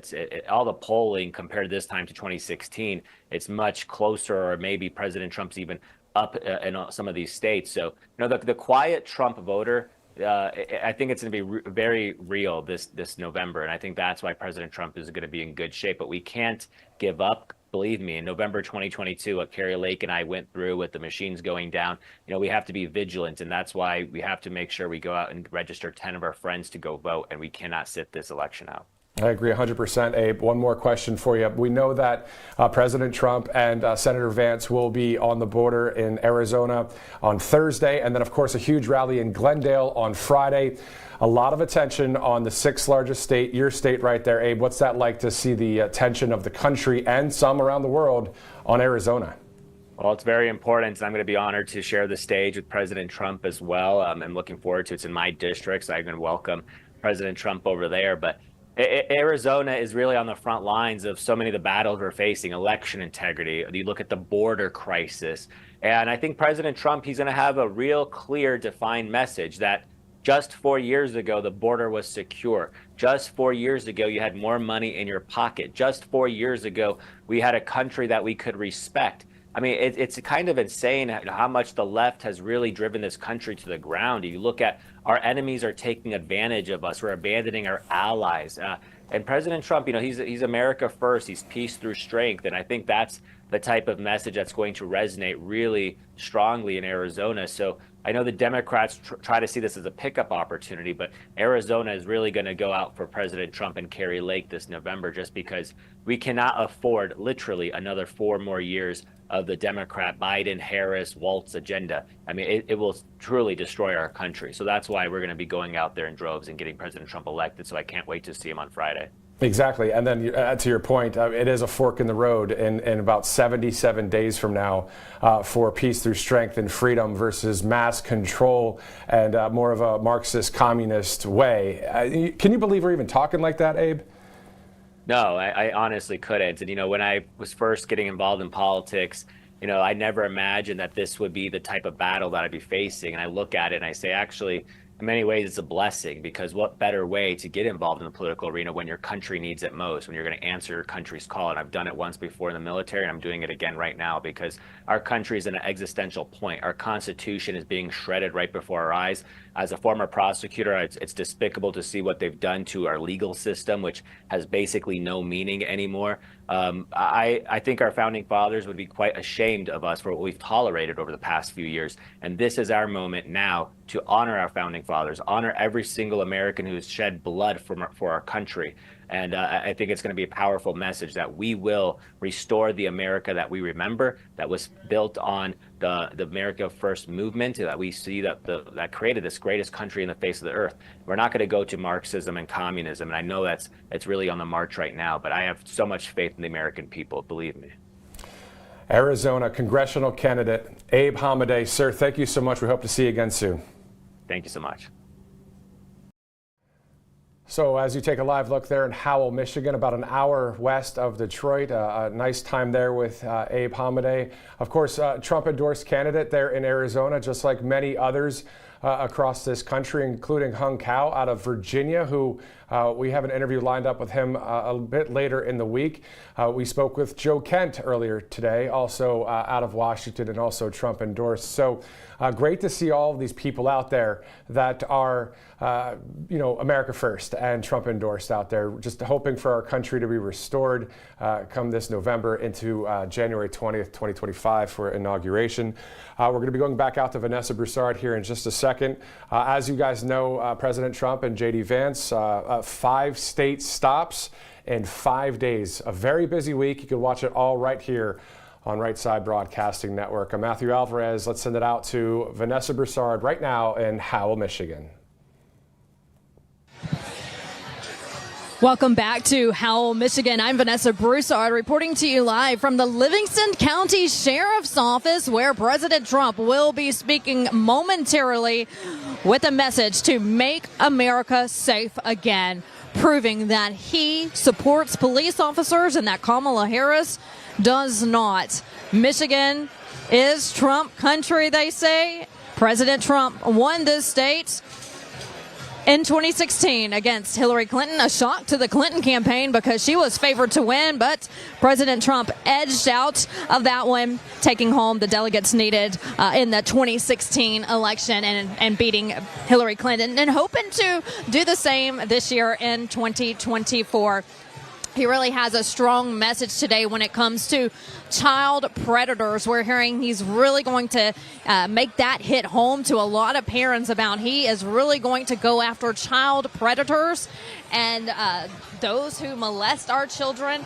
He is going to give them the ultimate punishment. I'm hearing that today he's announcing that he will be asking for the death penalty for rapists, child traffickers. So President Trump putting down his foot when it comes to these illegal immigrants on our border, not only just the illegal aliens, but also our own criminals. Crime in general, he is not going to put up with, and he wants to restore law and order. And if you commit the most heinous crime, President Trump is going to ask for the death penalty, saying that he is going to aggressively prosecute these dangerous criminals, unlike the Biden-Harris campaign, who allows these dangerous criminals to run rampant in our streets. President Trump will not put up with it, and that's why he's getting the endorsement of so many law enforcement agencies across the country, because they need the help, and they're not getting it from the federal government with this Biden-Harris administration.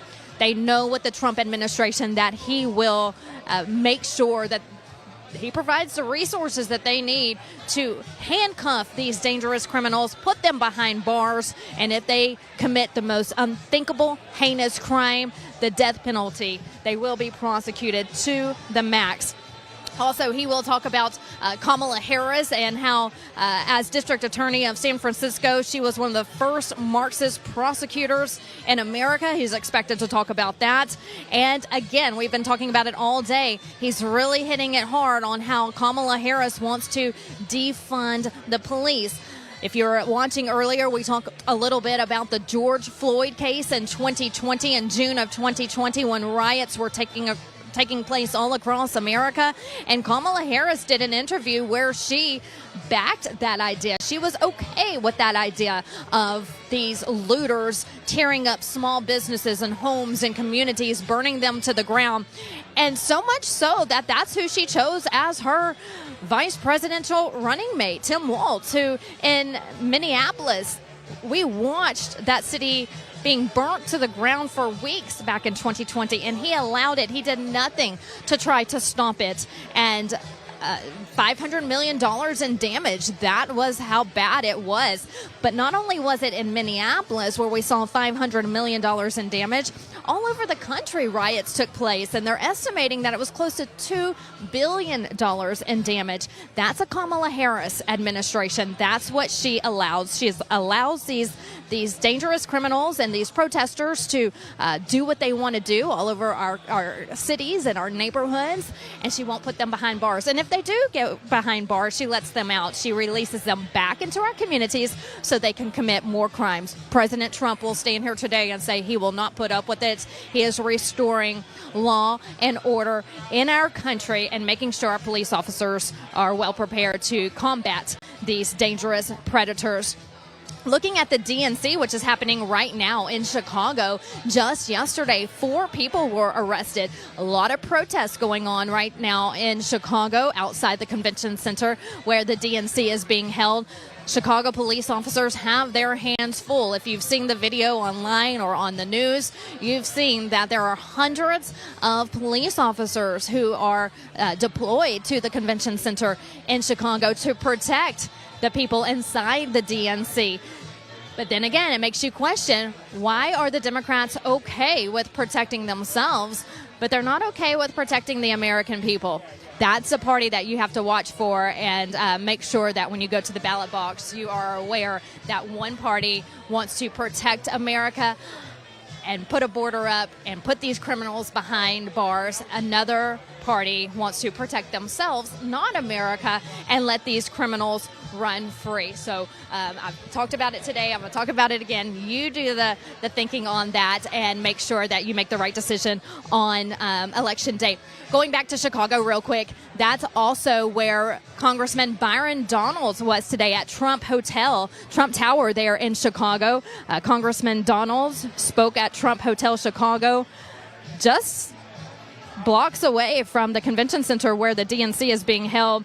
He told the crowd that the Trump administration provided $400 million for new law enforcement officers and hiring processes, officer recruitment. He revamped Project Safe Neighborhoods. Congressman Byron Donalds backing the blue near the DNC. President Trump expected to come out any minute now to really talk to America about how important it is to make America safe again. The border, number one concern for all Americans. We know that economy is a big issue as well. The economy, people are struggling to survive. But the number one issue for them is the border safety. Let's talk about those numbers real quick, though, when it comes to our economy. The GOP posted this on X, breaking down just how high the inflation rate, that is, how high the inflation rate is in a Biden-Harris administration. This is coming from the GOP, again on X. The total prices are up 20%. Car insurance up 54%. Now think about that for a second. You pay your car note, plus you're paying 54% more for car insurance. It's expensive just to drive your car, plus the high gas of fuel, up 50.5% for gas. If you're on the go and like to travel, hotels are up 51.2%. Fuel oil, 49.1%. Transportation, 32.9%. Don't you hate when those electricity bills come in every month? I do. That's because it's up 31.7%. Moms, I'm sorry, but baby food is up 30.1%. If you want to go have lunch or dinner with your family or friends, you're going to be paying 23% more right now under a Biden-Harris administration. If you want to get away, 22.6% more for airfare. Backing up a little bit. Look at that. Airfare up 22.6%. Hotels up 51.2%. It's hard just to take a vacation or a staycation or a getaway with your family. If you're paying rent, 22%. People can't afford to keep a roof over their head. Rent is up 22%. Groceries, we all have to eat. You all know this sitting at home. If you go to the grocery store, it's hard just to get enough food to feed your family and survive for the next 2 weeks until you get paid again. That's because groceries are up 21.6%. This is all under a Biden-Harris administration. And if we have 4 more years of Harris, this is what you're going to see for the next 4 years. President Trump can bring down these economic numbers as we've seen in the past. His first 4 years in office, gas prices were lower, groceries were lower, people could afford to live. But again, right now, total prices are up 20% according to the GOP. Hard numbers to swallow right there because it is a tough time to be living in a America where you can't save money because you're spending so much money and Americans are living paycheck to paycheck. We haven't talked about the latest polls yet. I want to go over those real quick before President Trump comes out here and speaks to us. According to Interactive Polls, the latest poll from Interactive Polls, when you look at electoral votes, Donald Trump is edging Kamala Harris with 270 electoral votes. If this poll is correct, that means President Trump would win the presidency. He has a big chance of winning in a lot of swing states as well.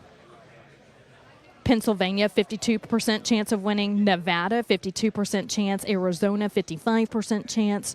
Georgia, 64% chance. And North Carolina, 67% chance. The music has stopped here inside the sheriff's office. Oh, it's playing again. Going back to those swing states, the chance of winning, that's really looking good for President Trump. Pennsylvania, again, 52% chance of winning. Nevada, 52% chance of winning. Arizona, 55% chance of winning. And that's where he's going to visit the border on Thursday and also have a rally in Glendale on Friday. So make sure you're watching RSBN for that. In Georgia, 64% chance of winning, which is really good to see. Of course, he's facing some legal battles there with Fani Willis, so 64% chance of winning there. North Carolina, where he will be tomorrow, 67% chance of winning. But that doesn't mean we can't stop fighting. We got to continue to fight and get those numbers up even higher in these swing states. As we wait for President Trump, we want to remind you the Wellness Company is the place to go when it comes to taking care of your health. I want to tell you about what's known as Spike Support Formula. Really good for your body. Damar Hamlin, Jamie Foxx, Bronny James, turbo cancers, blood clots, miscarriages. This can definitely help you with so many different issues. Dr. Peter McCullough and his team, they've done a wonderful job of working with President Trump to ensure that the American people are taken care of. Look, Big Pharma doesn't care. They're making billions off of sick Americans every year, billions. And so now is your chance to turn to another alternative and get the help you need with the Wellness Company. The most common question that Dr. McCullough and his Wellness Company doctors get asked is, how do I get this out of my body? That might be something to do with COVID. If you had the shot, if you took the vaccine, they want it out of their body. And that's where this Spike formula comes in. It's a support formula that's available on their website, makecaregreatagain.com, makecaregreatagain.com. It's a unique combination of targeted ingredients researched to block and dissolve COVID spike protein. So if you're wondering how you can get that vaccine out of your body, this is the way to do it. Go to makecaregreatagain.com, type in the RSBN code, and you'll get more money off of your order. So make sure you do this. Support Dr. Peter McCullough and also support yourself, your body, your health. It's very important to take care of your health. Spike Protein, a formula from Dr. Peter McCullough and his team of doctors. Hundreds of people, vaccinated or not, have reported better mental clarity, increased energy levels as well. As we fight to make America great again, you need to be taking steps to protect yourself from toxic spike protein in the environment so you can feel your best and stay that way. MakeCareGreatAgain.com. Type in the code RSBN. Just minutes away from President Trump coming out to take to the podium to speak to the press about making America safe again. So much to talk about today with President Trump when he comes out, because law and order is so important to the president. He will talk about the border, our local and law enforcement officers, the struggles they face. He's going to thank our law enforcement officers, our police, men and women, letting them know he has their backs. Law-abiding citizens, he has your backs. He says that once he's back in office, once he's president again, he'll have your back 100%. We know that he will. We just got to get him back in office. We have to stop the Kamala crime wave. That's what the Trump team is calling it, the Trump campaign. Kamala crime wave. All right, as we wait, we want to continue to tell you about some of our sponsors, and we really love this one for the kiddos. FreeTrumpBook.com. Learn about President Trump and his success in the White House, his administration, how wonderful they were the first 4 years. Learn about our government and how it works. Beautiful pictures to go along with the story. Teach our kids young how to be patriotic. You can do that with this Trump book. FreeTrumpBook.com. Sign up today. You only have to pay a small shipping and handling fee, but other than that, it's free. FreeTrumpBook.com. Get one for every child in your family and in your neighborhood. Looking ahead to President Trump's speech today, he's going to be making some major announcements when it comes to the death penalty for child rapists and child traffickers, when it comes to the gangsters, the drug dealers, the dangerous offenders, putting them behind bars and keeping them behind bars, unlike the Biden-Harris administration who lets these criminals, they allow these criminals to run free in our communities. He will stand with the law-abiding citizens of America and end the Kamala Harris crime wave that is plaguing our country. It's plaguing our border, and that is also moving inland to our homeland. Since Kamala took office, crime, chaos, tragedy has increased across the country. Right here in Michigan, feeling the effects of the Kamala border crisis, illegal immigrant crime runs rampant across the state. You have sanctuary cities like Detroit allowing this to go on. Detroit, the #1 city in the state. When it comes to violent crime rates, Michigan ranks ninth in the states when it comes to violent crime rates. Law enforcement officers have their hands tied when it comes to obtaining these dangerous criminals because they are not getting the federal help that they need, because the federal government under the Biden-Harris administration wants to defund the police. Kamala supports closing immigration centers and releasing criminals into our country, ending cash bail. President Trump promotes cash bail. She wants to end cash bail, letting these criminals run free. No help from the federal government either when it comes to our border security. Kamala Harris refusing to visit the border.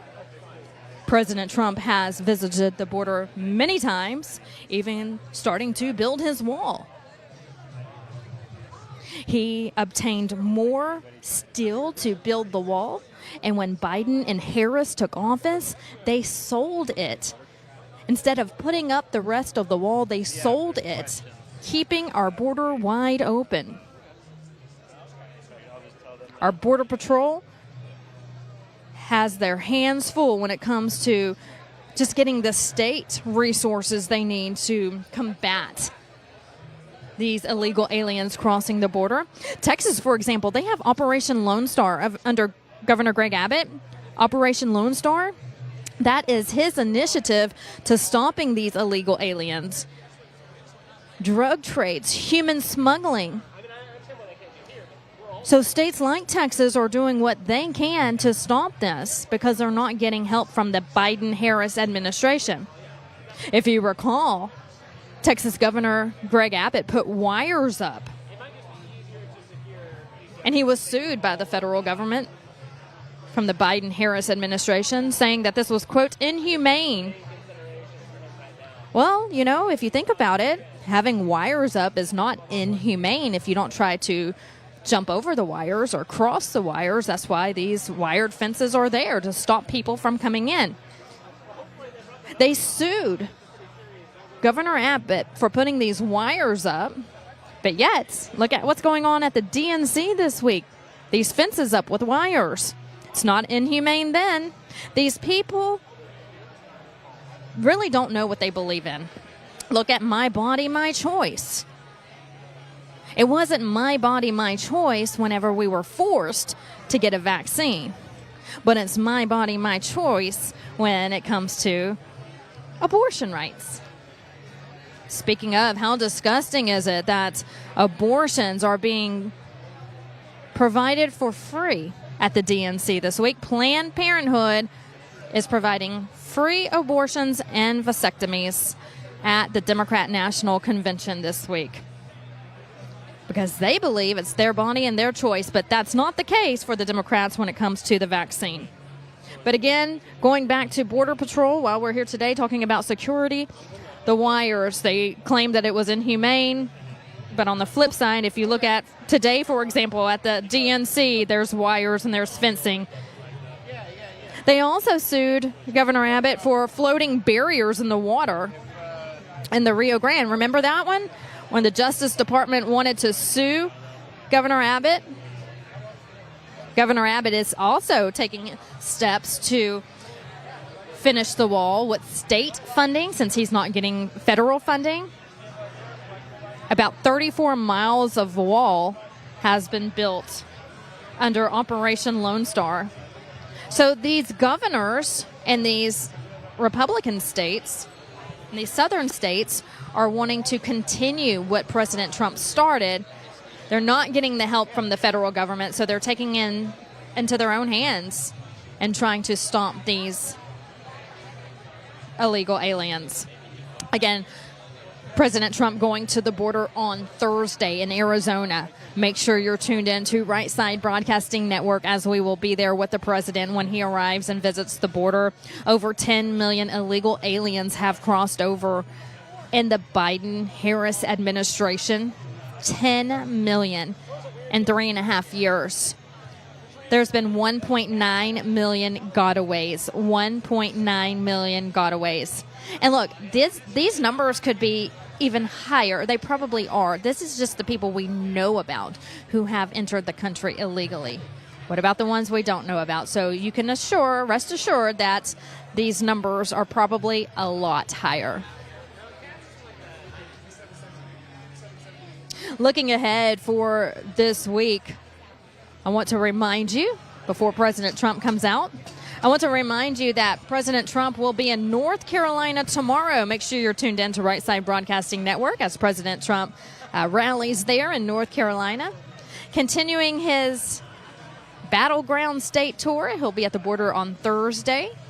And then on Friday, President Trump will be in Glendale, Arizona. Make sure you're following RSBN on all social media accounts. You can follow me as well at Vanessa on Truth. And you can find me on X, TikTok, and Instagram as well.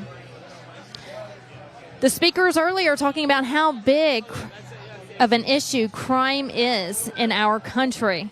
Talking about the physical pain, the mental pain that people go through when they are a victim of these heinous crimes. And not just the victims themselves, but also their families, because family members are victims as well. When someone, a loved one, is raped or murdered or stabbed, the family members are victims as well. So there's physical pain, there's mental pain, and this lasts a lifetime. Our police officers don't want that in their communities. One of the law enforcement officers was at the podium earlier talking about how important it is to close our border today. Look, the Biden-Harris administration could have done this on day one, but they refused to put the pen to the paper and sign off on it. They don't want closed borders. They want these criminals in our country. And look, not all of them. There are people who come here for a better life, but they need to come in the legal way. There's a big difference between illegal immigration and legal migration. People come here and want to better themselves for their families. They want better health care. They want better housing. They want a better lifestyle from their families. They want to leave these communist countries and come to America because we're supposed to be the land of the free, the land of opportunity. So that's why a lot of these people want to come here. And we're okay with that if they come here the legal way, go through the process, and become a legal U.S. law-abiding system. Where the problem lies is when you throw in the word illegal, because it's just that, illegal. It's against our law. So already you're starting off on the wrong foot by coming into our country illegally. You're not being a law-abiding citizen. So if you come in the legal way, great. If you come in the illegal way, that's what we are trying to put an end to, closing our borders today so we can have a vetting process. We know who's coming into our country, who wants to come in and be here legally, who wants to come in and cause ruckus, who wants to come in and cause destruction and bring drugs and bring crime. When it comes to drugs, fentanyl, a big issue. Parents, I know school has started back up in a lot of locations for the fall. Watch your kids. The world's not going to watch them. You have to watch them no matter how old they are. These drug cartels, they're getting smarter by the day on how they provide this fentanyl in candy and all sorts of forms to try to attack our children. The left is trying to attack our children as well. We can't let it happen. The music has stopped here. Let's see if President Trump walks out. We're standing by here in Howell, Michigan. Still no word from President Trump as we wait for him. We know he has arrived here on scene and is in the back speaking to law enforcement officers here at the Livingston County Sheriff's Office. I do want to go over some more stats with you when it comes to Kamala Harris and just how terrible she would be for our law enforcement officers and also our communities. She supports what we call, quote, this is her quoting, reimagining the police. She wants to reimagine the police, she says. Putting more police on the streets, this is according to Kamala, is not the way to make communities safer, she says. Okay, Kamala. She also says that defund the police movement, she's praised the defund the police movement, saying the movement rightly called out the amount of money spent on police departments instead of community services. She has also repeatedly stated that the U.S. needs to, again, reimagine law enforcement, arguing for less police in the streets and redirecting funding from law enforcement to other services. That actually happened in California when she praised the governor for cutting millions of dollars out of the Los Angeles Police Department budget and putting it into social services. She praised that, and that's what I just spoke to you about. She wants to redirect that funding, so she wants to redirect it, taking it away from law enforcement and putting it into other services. She believes, quote, it's outdated and wrong-headed to think that more policing will make communities safer. Also adding this, and this is a quote, what we have to do and what we will do is reimagine public safety. Go back to her as a senator when Harris applauded, again, Los Angeles Mayor Eric Garcetti's move to cut, it was around $150 million from a planned increase to the city's police budget. She doesn't want it. And then you have this mayor in L.A. who wants to cut that $150 million from the police budget. in a Democrat-run city under Governor Gavin Newsom.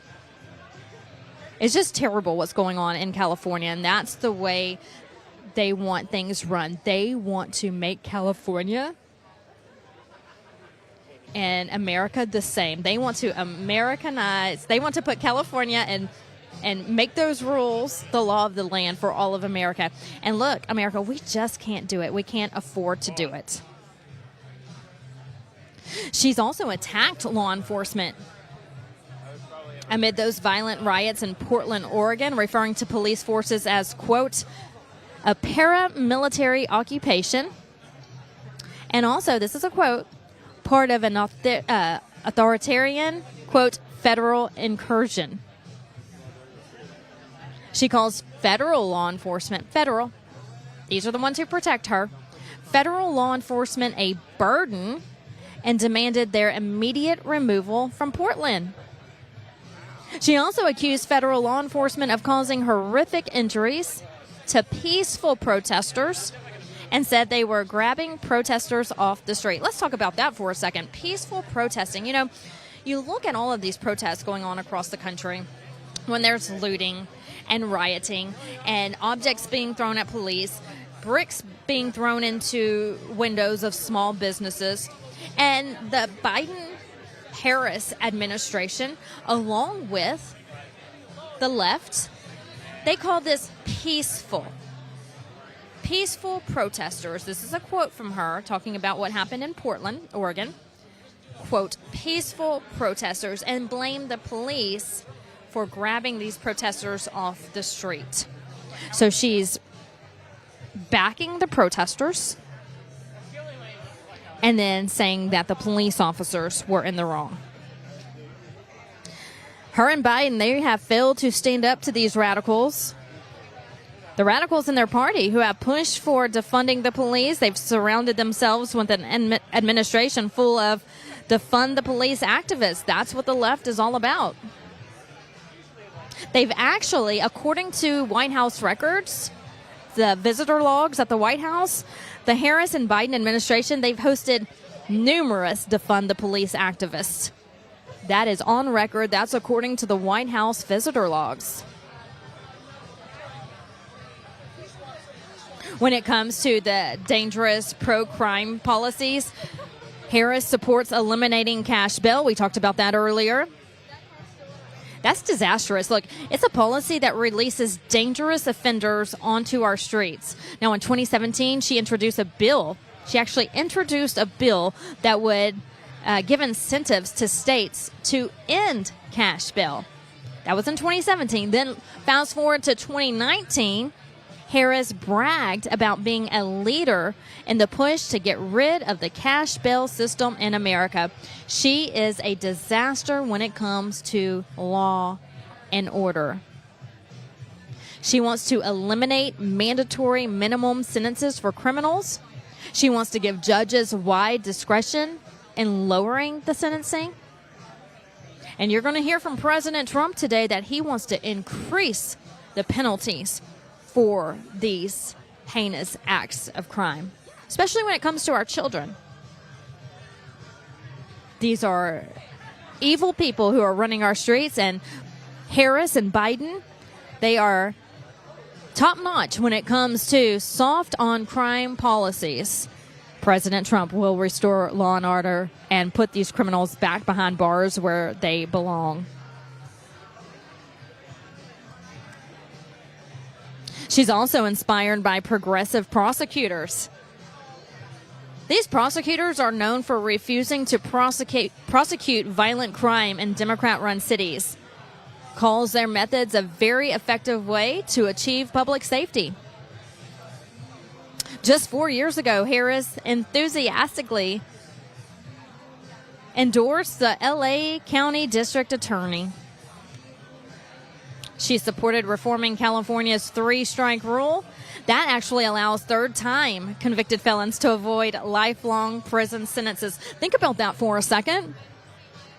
This is a three-strike rule, and it allows third-time, not one, not two, but three, third-time convicted felons to avoid lifelong prison sentences. I talked to you about that earlier, where I said I've covered many court cases, and these repeat criminals are allowed to go out on probation back into our streets, and it just doesn't make sense to me. These repeat offenders need to be locked up and serve time and off of our streets and our communities, committing more crimes. But that's what happens when you have a Kamala Harris in office, and a Kamala Harris who wants to be president. You know, 1 strike should be out, but 3 strikes really should be out, but not under Kamala Harris.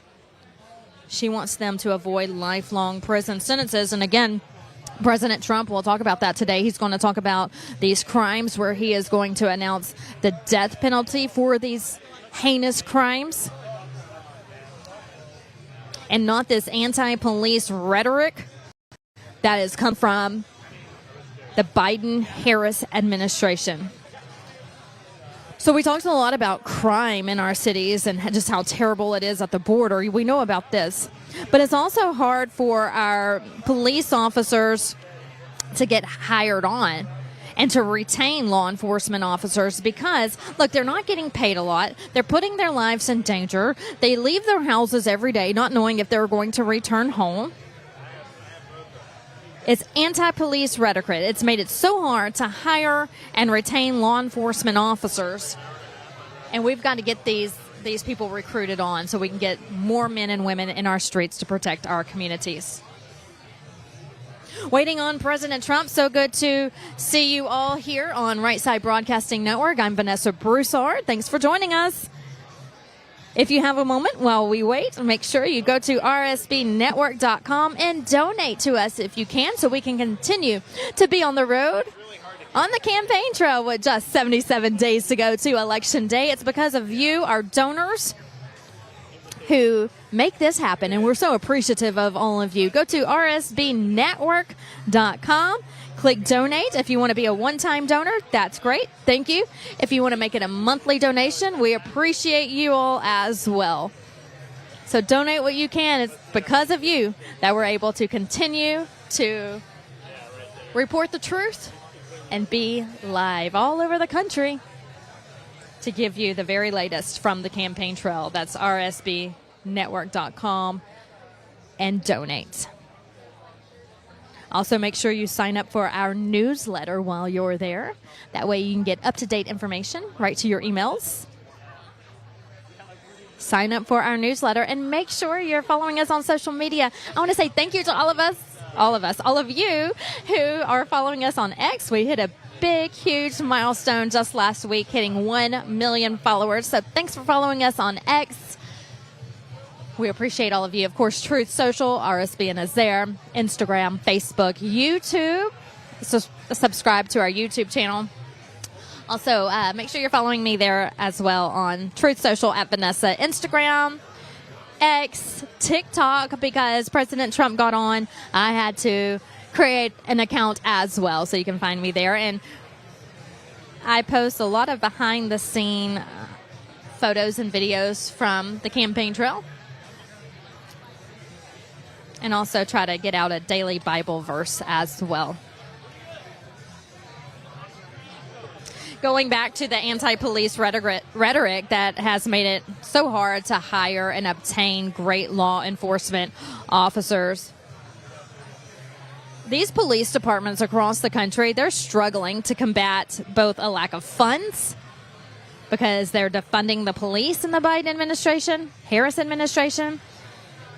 And these police departments are also struggling with a lack of respect as they try to do their jobs. We're seeing that in Chicago right now at the DNC with these protests going on. We see that in these riots that take place across the country. We see that on stage at these concerts from these Democrat musicians. We see it in Hollywood where these actors and actresses are trying to brainwash our children and our society in general, no matter what age you are, making you believe that police are bad when in fact police are good.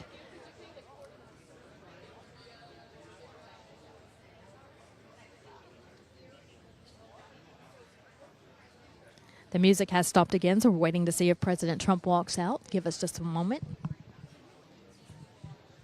Still nothing, I'm told, as we wait.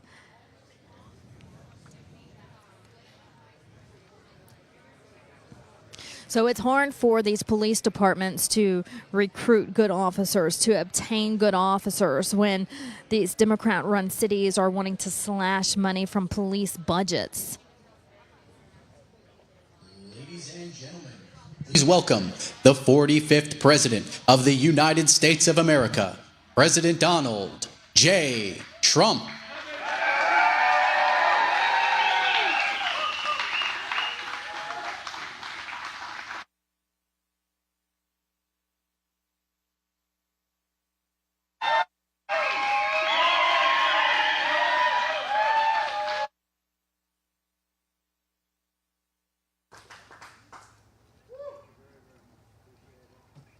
Nice place, by the way.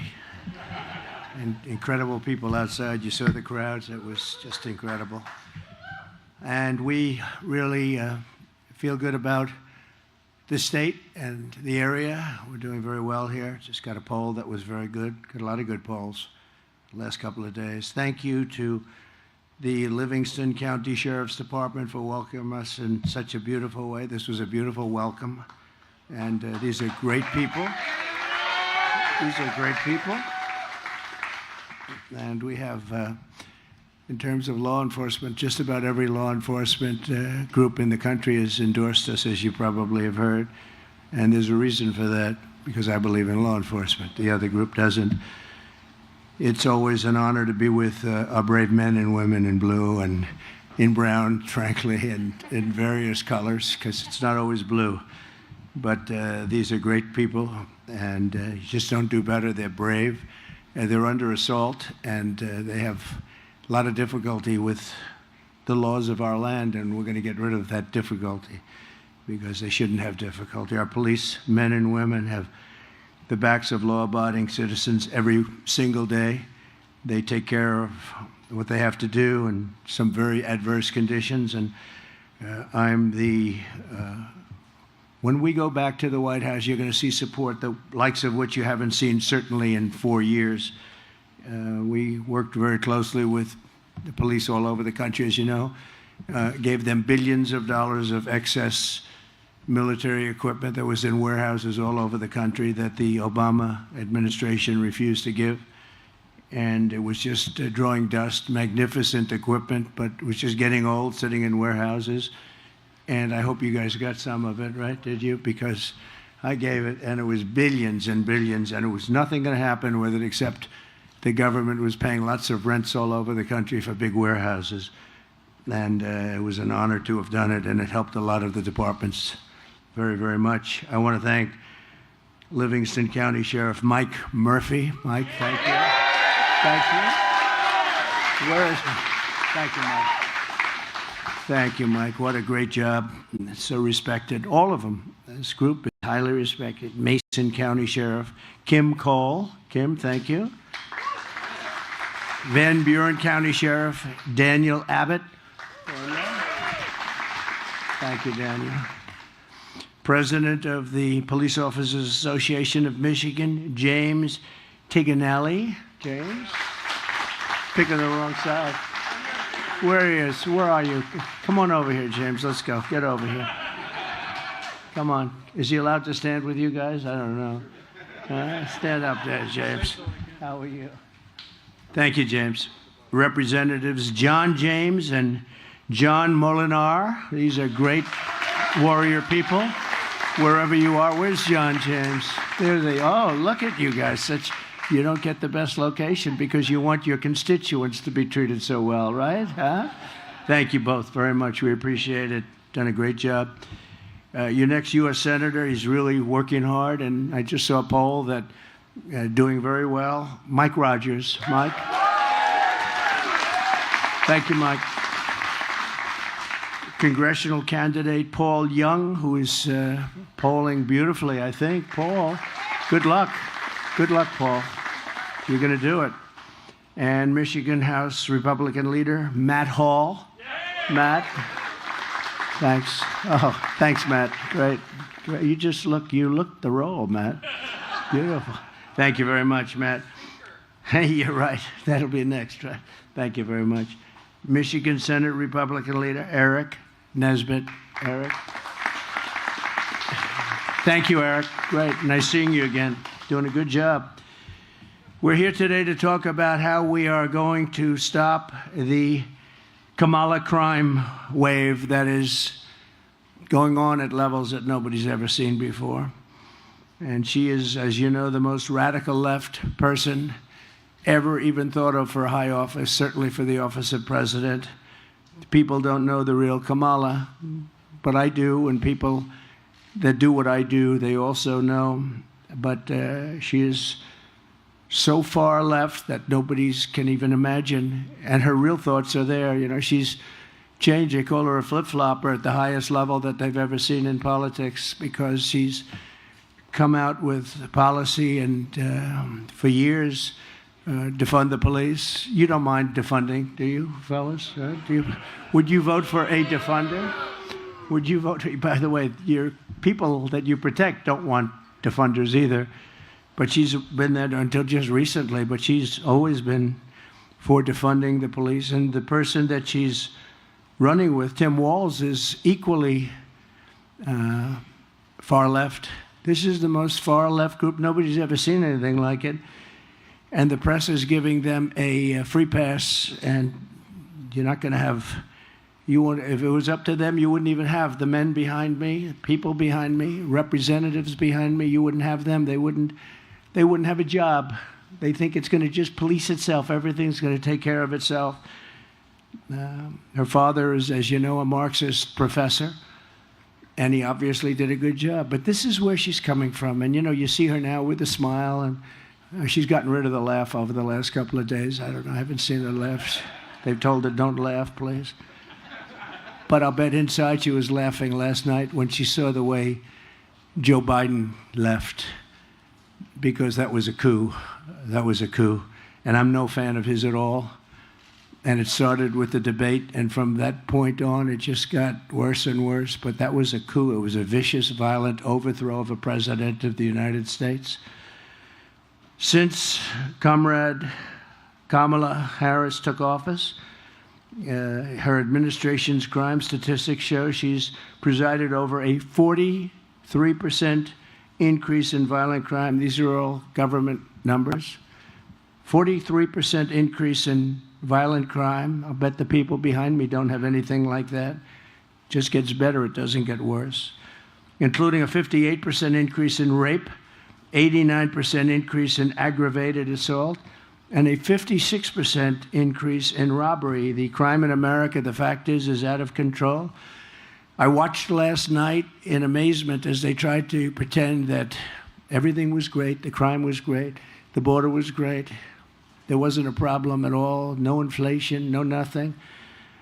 There has been a report that the job numbers over the last period of time were fraudulent, and I understand that because I know how the job numbers go, and if you want to be a bad person in high office, you can be a bad person, but the numbers are going to be revised, that the job numbers were far less, at nobody's ever seen, if the 600,000 to 1 million people less, jobs less.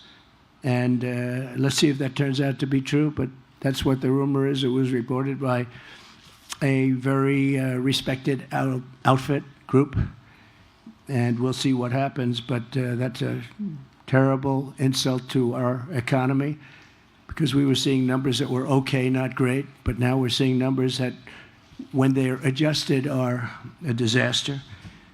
But crime in America is out of control. I'm going to make it, along with the economy, inflation, strong borders, and energy dominance, my top priority. I'm including crime in America. You know, normally that's done locally, and we're going to give the local people a lot of help, like I did initially, but not that much. We had a lot of great numbers coming out when I was president. Now we're seeing numbers that are just absolutely horrific. The Democrats are holding their convention in Chicago in order to showcase it, and yet as you know, on 4th of July weekend, 117 people were shot.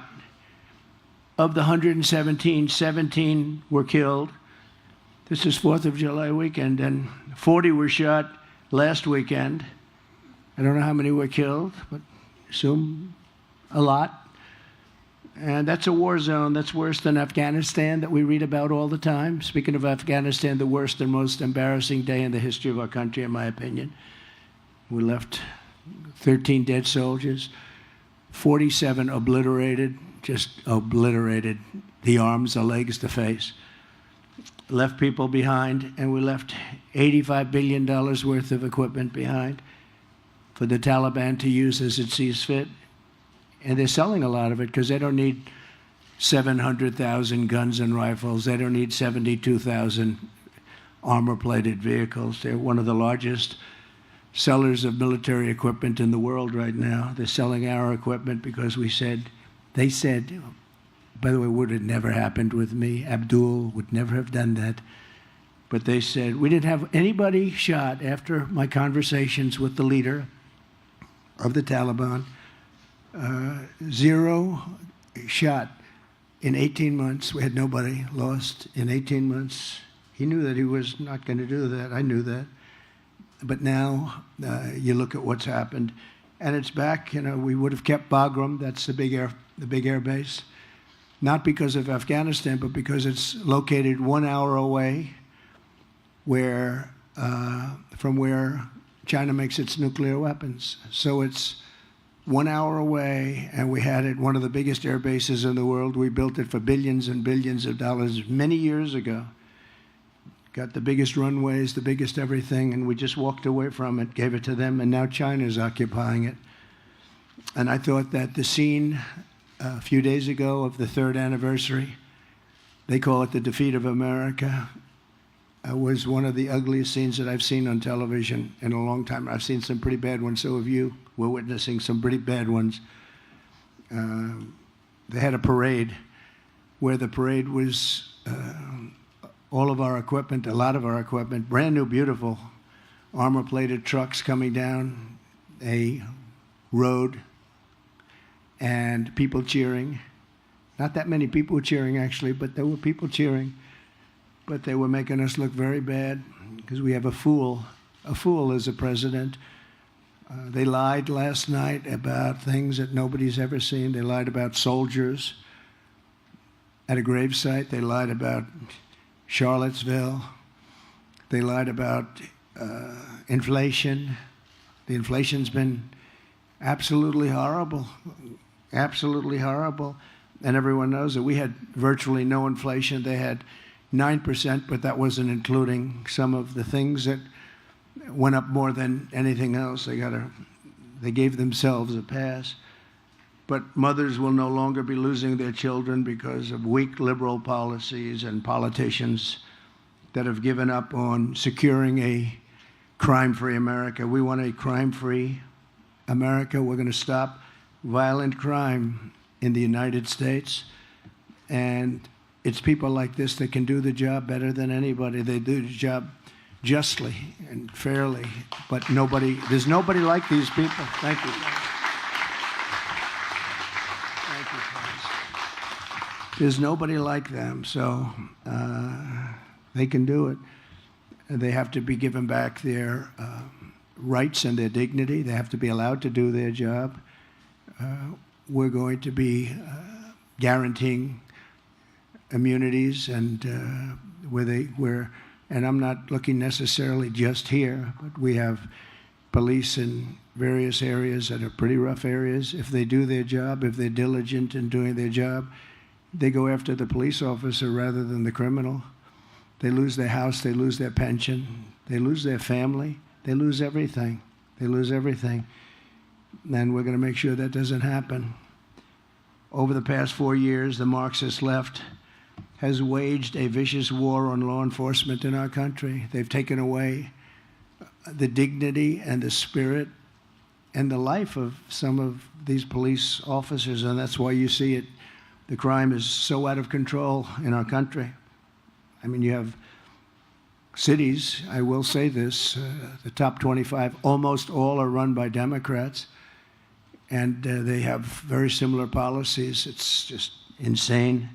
But you can't walk across the street to get a loaf of bread. You get shot, you get mugged, you get raped, you get whatever it may be. And you've seen it, and I've seen it.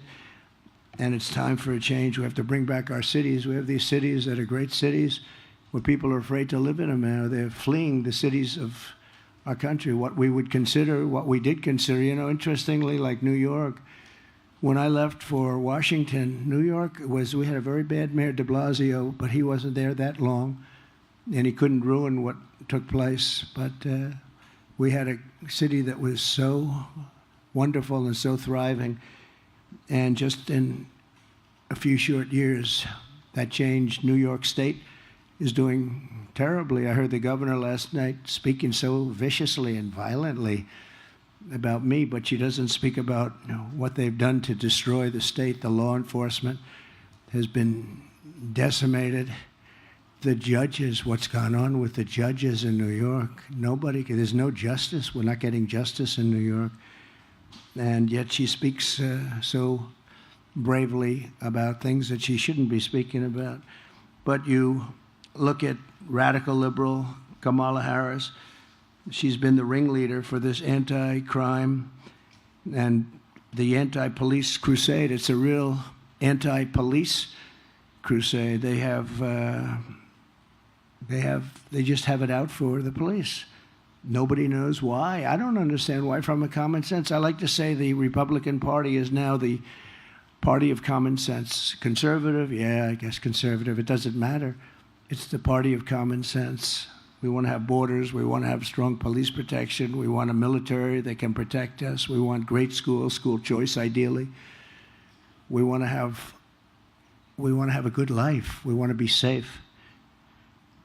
But let's review Kamala's pro-crime, anti-police record. She repeatedly endorsed defunding the police, which I said, and it's at a level and it never goes away. You know, when you're a defunder or when you are even a politician, your first thought usually is the thought that you go with.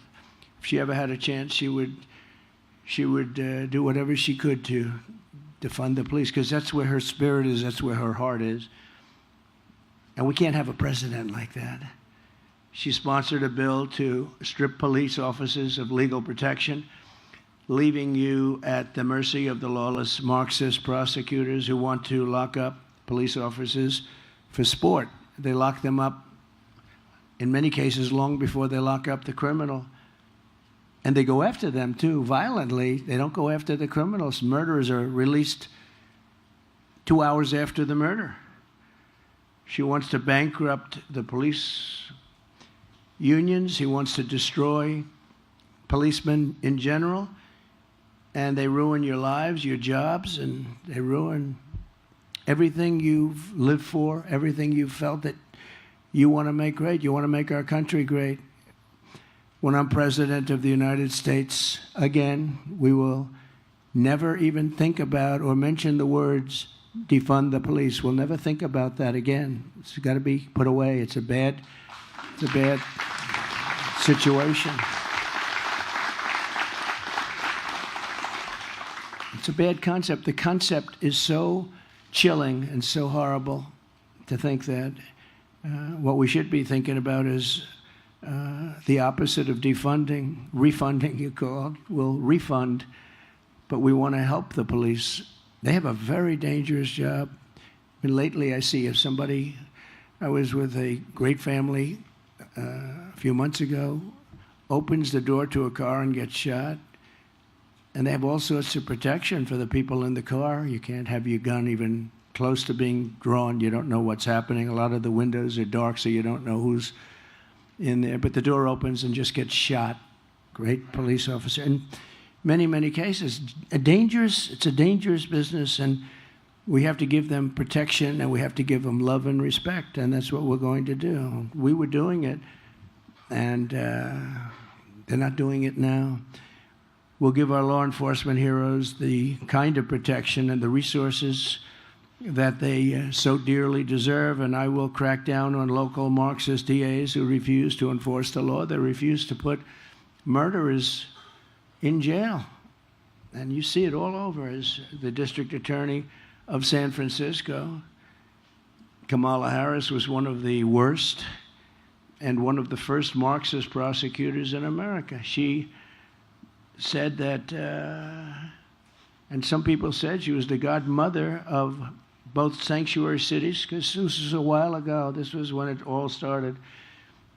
And that horrible shoplifting epidemic, she shielded illegal alien crack dealers from deportation. She fought like hell to have crack dealers not deported. She came up with the concept of $950 and below. You don't even get prosecuted. $950. So guys are walking into stores with calculators to figure out. Did you know that? They have calculators. They're adding it up. They want to make sure they're under 950. But it didn't matter because they didn't prosecute the ones that went over either. She ignored the pleas of victims, families, members, and refused to seek the death penalty against, as an example, an illegal alien MS-13 gang member. These are the worst gangs in the world, who murdered an innocent man and his two sons for absolutely no reason. They said, "Why did you do it?" He said, "I felt like it. I felt like it." So when Kamala, until recently, was called a Marxist prosecutor, she didn't even disclaim the title. She sort of liked it. As the California Attorney General, she redefined child sex trafficking, assault with a deadly weapon, and rape of an unconscious person as a nonviolent crime. All of them were redefined by her as nonviolent. Kamala Harris supports abolishing cash bail nationwide. Cash bail has been a disaster. When you abolish the no cash, don't worry about cash. You murdered somebody, don't worry about it. That was really the beginning of problems for New York, big problems for New York, but elsewhere also. But it means releasing violent criminals immediately after arrest. No money involved. Don't worry about it. Go home, enjoy yourself. Many of them disappear. You never find them again.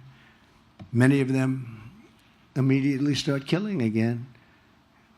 It's just a crazy situation. She supports ending jail sentences for parole violators. She considers a parole violation not to be serious. When the violent mobs of looters and anarchists tried to burn down Minneapolis in 2020, Kamala Harris raised money for bail, to bail out the arsonists and the rioters and the killers. People were killed. Many people were killed. Compare that to J6. Nobody was killed. Nobody was killed. There weren't fires set. They burned down the city. They were burning down Minneapolis. And she went out, and not only did she work a little bit with them, she worked a lot with them. She worked to get them out and to make them, to set them free. One of the criminals Kamala helped bail out of jail was Sean Michael Tillman, one of the worst, a dangerous repeat offender, had a horrible record of violence. With Kamala's help, she was set free. He was set free. He soon went on to murder a man on a train platform for no reason whatsoever in St. Paul, shooting him 6 times in the head and in the torso. No reason whatsoever. What's the reason? No reason. Just felt like it. Kamala Harris will deliver crime, chaos, destruction, and death. If she's allowed to be the president of the United States, you'll see levels of crime that you've never seen before. I will deliver law, order, safety, and peace, and I will protect those who protect us. These people protect us. These are unbelievable people. They protect us. We have to protect them. We have to give them hope, because so many are leaving the forces. I can't speak for this group because I'd love to work for them. I would be joining them in 2 minutes. It looks like a nice job. They look, because they've handled themselves and crime and everything else in a stern way, and it's probably a lot easier to do. Maybe they should maybe we should switch them, move them around to different territories of your state or of our nation, and let some other guys take. Would you like that, fellas? I have a feeling you don't want that. I don't want to embarrass it. I don't want to say any particular names of locations, but I can think of a big one in this state. I'd love to have them working there during the election. I can tell you, but they have it all very much under control, and that's the way it should be. So we're going to make a record investment in hiring, retention, and training of police officers. We're losing tremendous numbers of police officers. These are men and women that want to be police officers, and they're just leaving. We're going to get you reinforcements, and we're not going to be doing the negative, like let's pay them much less, or let's defund entirely. Let's pay them. There's a movement on now. We won't defund, but we'll pay them much less money. No, it's. I've never realized how dangerous a job it was. I have some papers here where, if you watch the event last night, this is, by the way, my all-time favorite chart, which is. Because if you've watched last night, you wouldn't know the border was so bad. This was right here, this arrow on the bottom, lowest ever. This is made by Border Patrol. That's the lowest ever we had for illegal aliens coming into our country. And that was the week I left office. That's the lowest ever. Now, this chart is very dear to my heart for another reason. Because this was the chart. I said, let me see it. But it says a lot, and we had a couple of instances last night where things were mentioned, so I got it. Did crime rise under Trump and fall under Biden? They said it rose under Trump and they go, no, the opposite is true. Take a look at this here. It said, is it true? Did crime rise under Trump and fall under Biden? No, comma, the opposite is true. This was a study group that went out and doesn't care. They do the numbers. And there was another one that a historical comparison of the collapse of law enforcement in U.S. cities. The drop in arrest rates over the last few years is without precedent.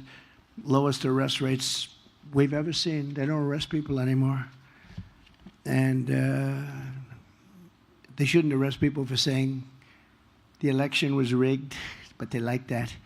They go after guys like me, but they don't go after people that kill people.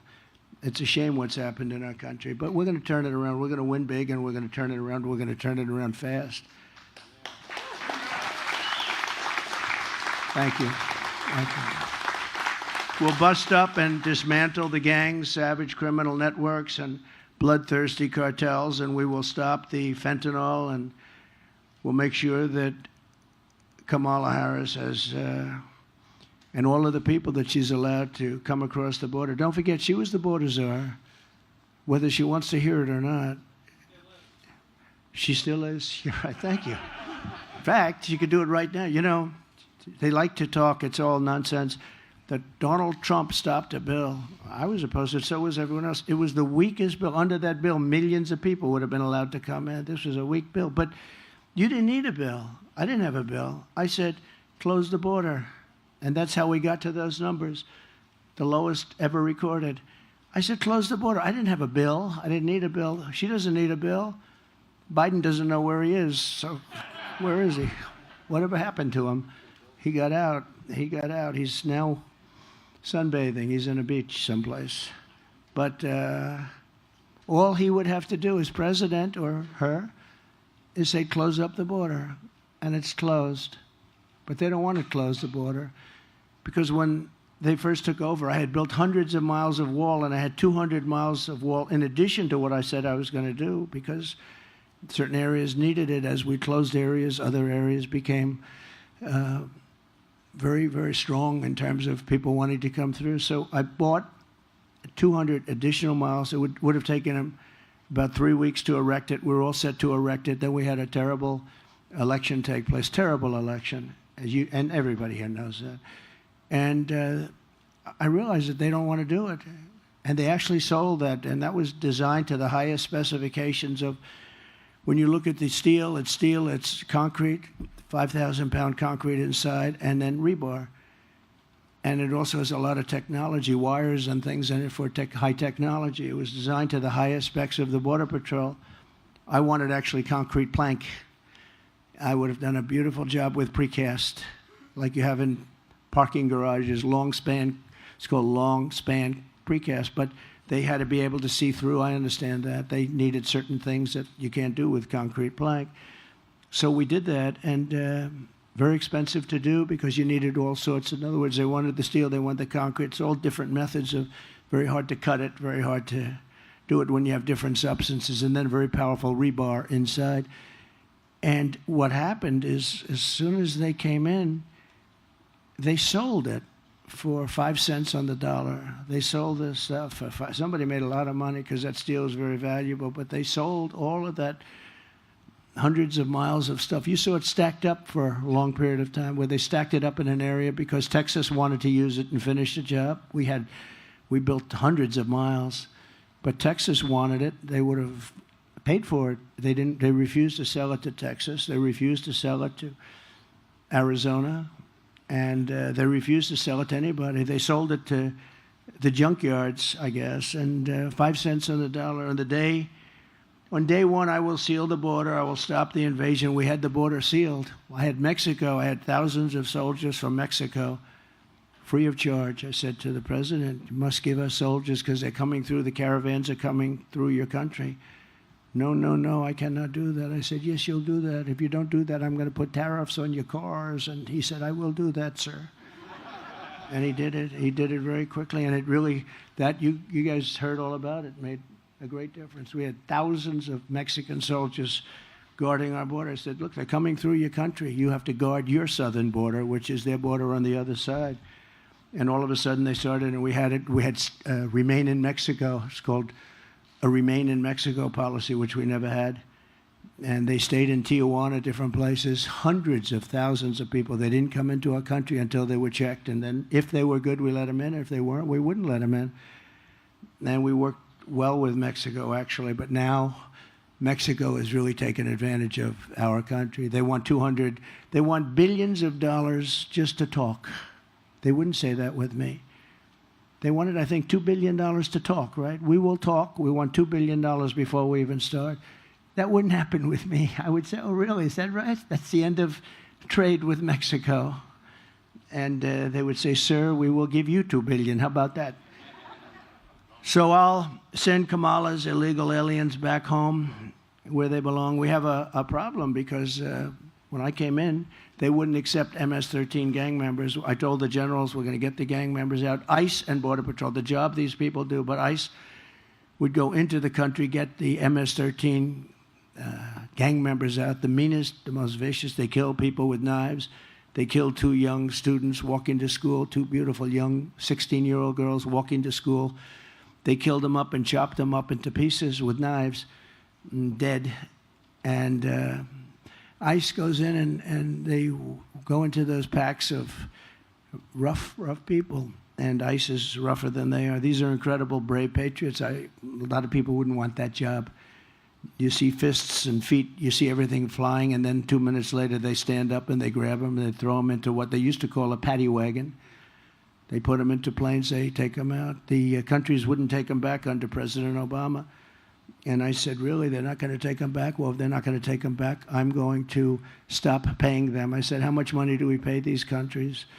El Salvador, Honduras, Guatemala, and others." I said, "How much money do we pay?" $750 million. I said, "Good, inform them we're not paying them anymore."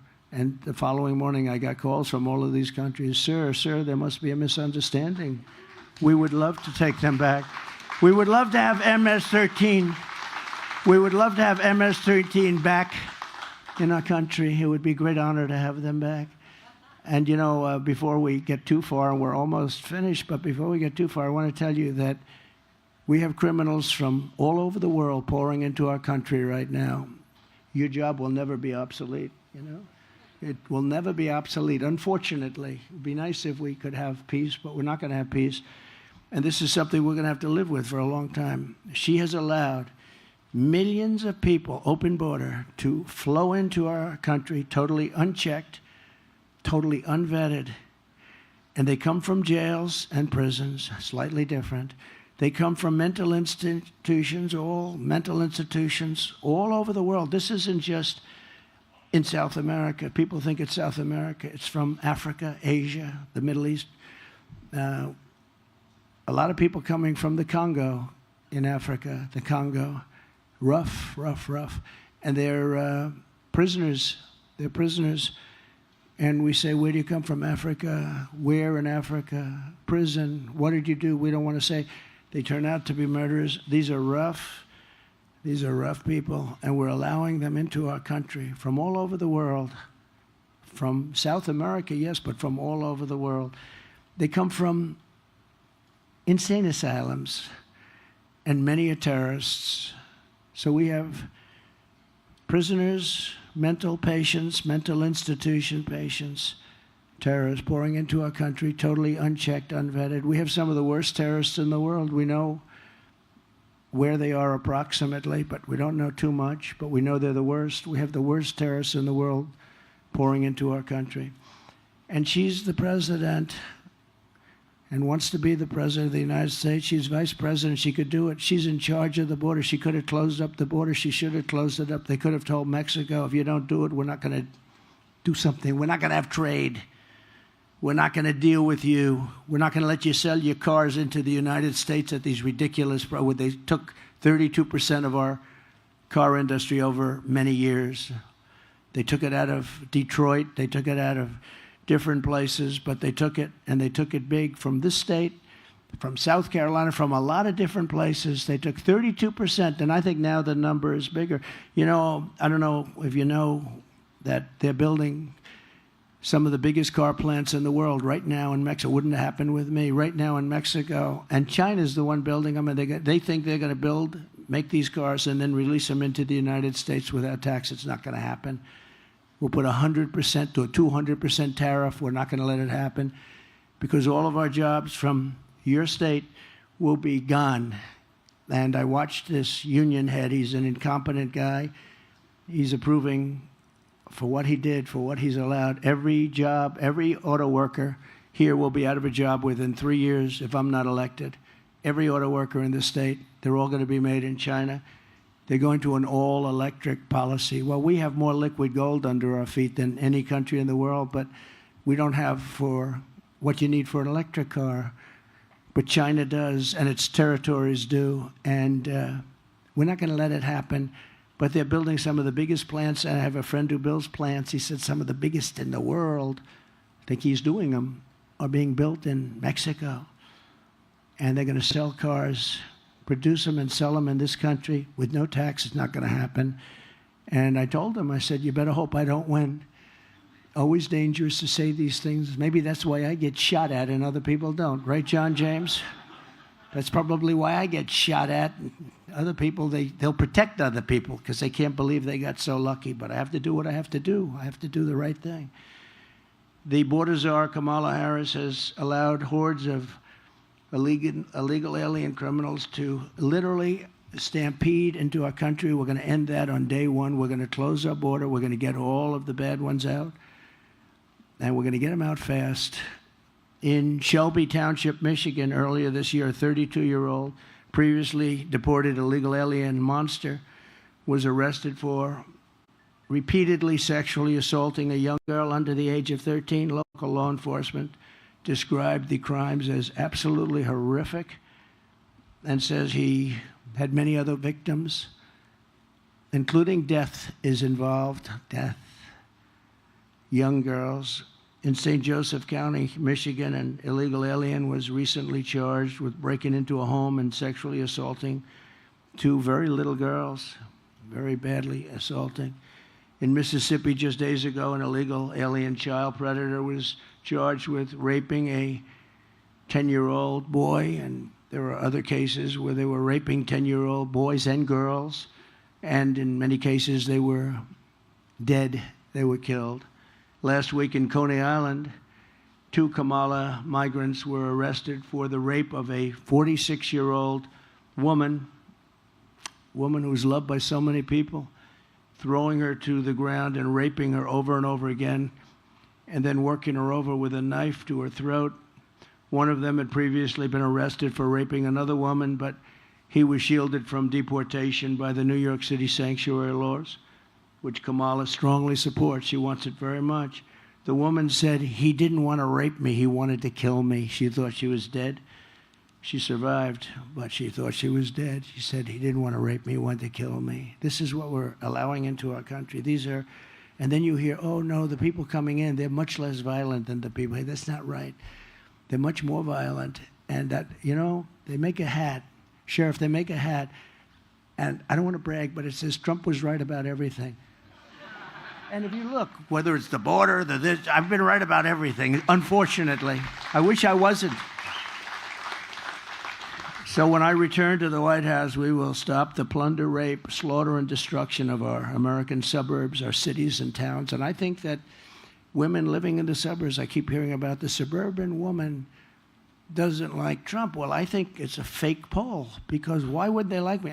I keep the suburbs safe. I stopped low-income towers from rising right alongside of their house, and I'm keeping the illegal aliens away from the suburbs. I think that they like me a lot. I think it's a lot of fake polls. We've seen a lot of fake polls over the years. I was not supposed to win anything, and we won the big one. We won it and did a lot better the second time than I did the first. But women want to have safety. They want to have a strong military. They want to have a strong police force. They want to be in their house and they want to be safe. They don't want to have people pouring into their doors and you can't do anything about it, right? So I think that's the number one thing. I hope they like my personality. I have a nice personality. But to me, it wouldn't be very important, the personality. They want to be safe. And they want people like this happy, and they want people like this taken care of properly, because those are the people that keep them safe. So we'll shut down all deadly sanctuary cities throughout the country, because all they do is they shield criminals. I mean, they basically shield criminals from prosecution.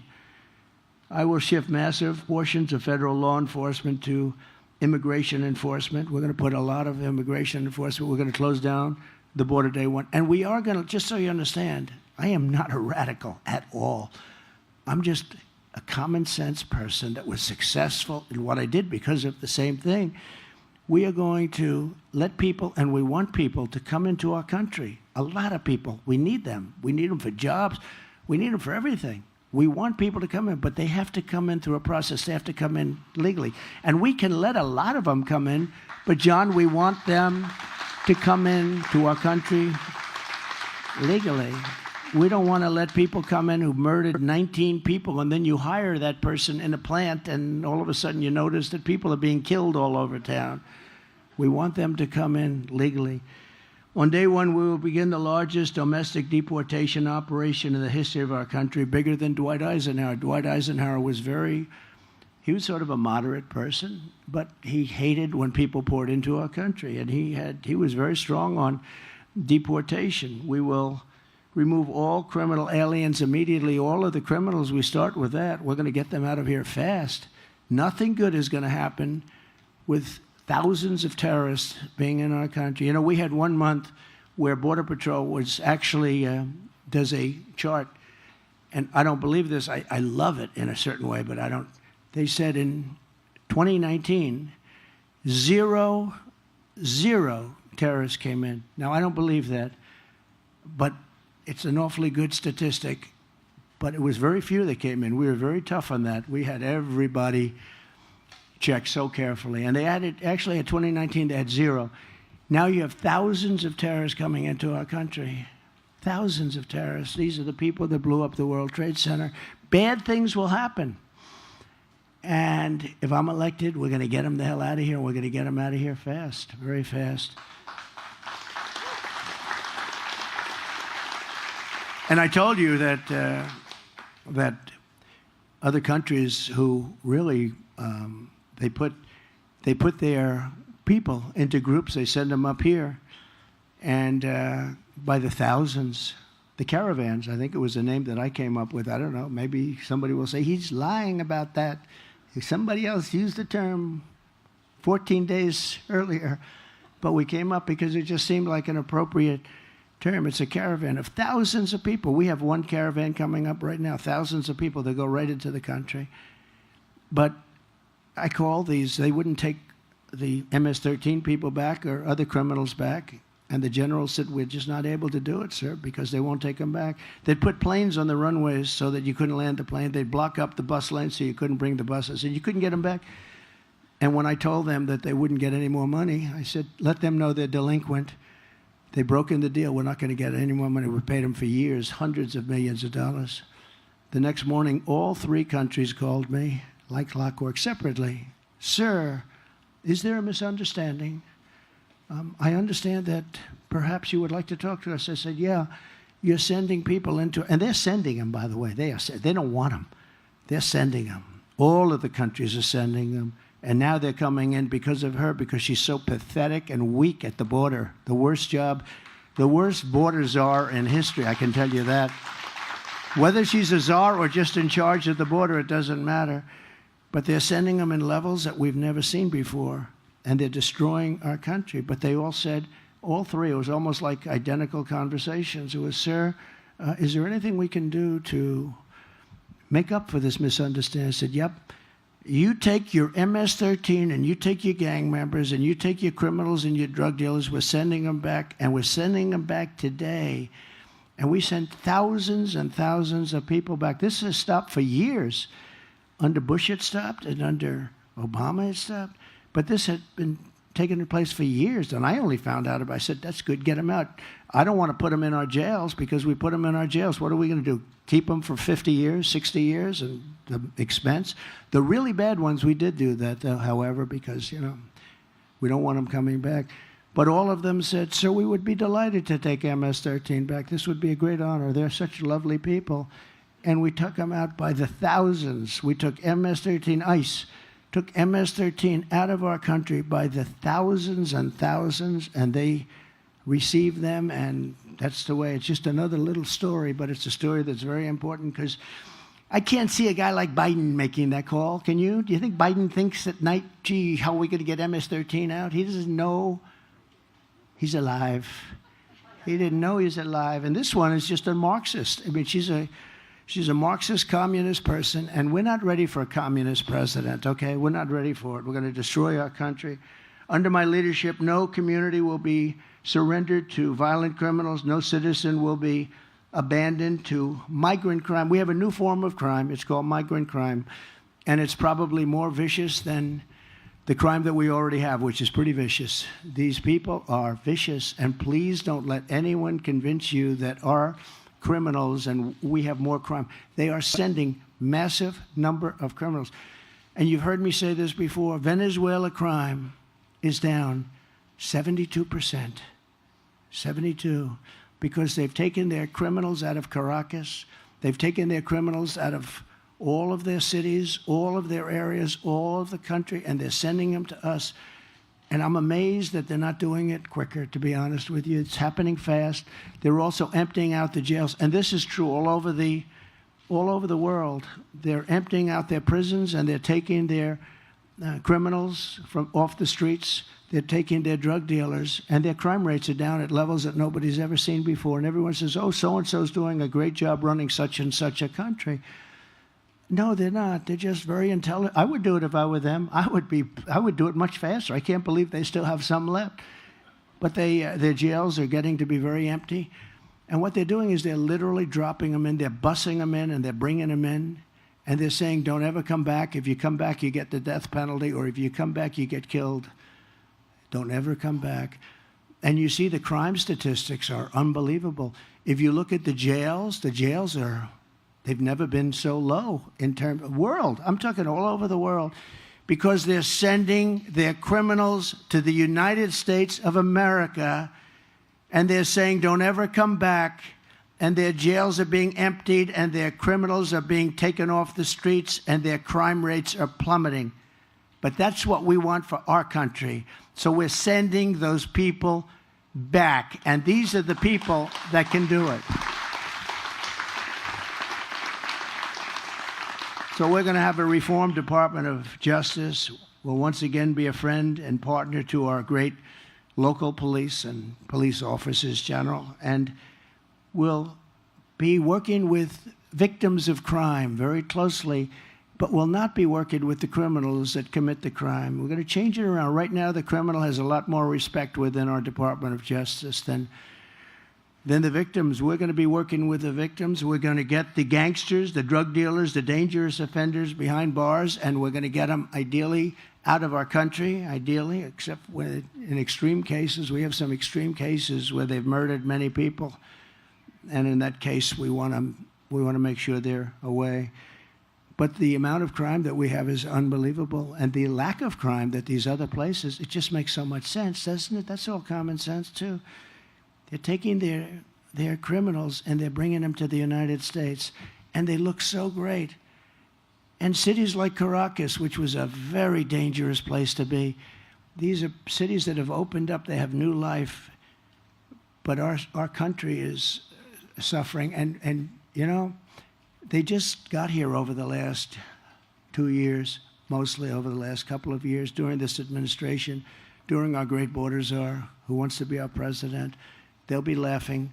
Watch, President Xi will be laughing. Putin will be laughing. They'll all be laughing. By the way, the war with Russia would have never started with Ukraine, would have never started if I was president. October 7th would have never happened. Iran was broke. They had no money for Hamas. They had no money for Hezbollah. This is a very dangerous time that we're in. It's dangerous in terms of crime and all, but it's very dangerous in terms of a possible World War III. We're very close to World War III, and people don't realize it. We're closer than we've ever been, I think, ever since World War II, but this would be the war of wars because of weaponry. This isn't, as I say, two army tanks going back and forth shooting at each other. The level of power, the level of weaponry that there is in the world today is so bad, is so dangerous, is so bad. And you need the right person to be president. You know, we had no war when I was president, except that I totally defeated 100% of the ISIS caliphate. Everyone said it would take 5 years. It took me like about 4 weeks. Because we have a great military. We have great generals, not the ones you see on television, not the ones that did the Afghanistan botchery, but we have great military people. I know them. And they're never going woke. You know, you keep hearing our military is going woke. The top people would like to see it, but it's never going to. These are not people, just like these people will never be. Do you promise you'll never be woke? I don't see a lot of wokeness. There's not a lot of wokeness. I don't think so. But we're going to stand up for law-abiding citizens of America. We're going to be really, I think, an inspiration to the world. But we have to start by remedying a situation that was caused by somebody that right now is running for president of the United States. She would be a disaster as president. I love our country. I didn't need this. I didn't have to do this. I didn't need to get indicted by any time I fly over a state. They indict you. I got indicted more than the great Alphonse Capone, right? For nothing. My father's looking down. My mother's looking down. He was such a good boy. I don't know what happened. But I didn't need this. I had a beautiful life. But to me, I wouldn't change it for the world, because we're going to take this country, we're going to make it safe again, and we're going to make America great again. And I want to thank everybody for being here, and God bless you all. Thank you. Thank you very much.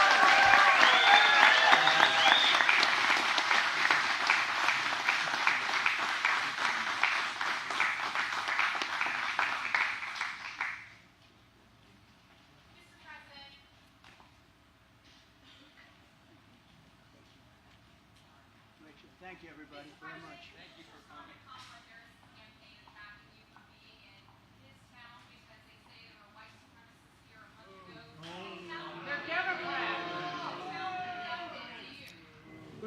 Who was here in 2021? Thank you. Thank you, everybody.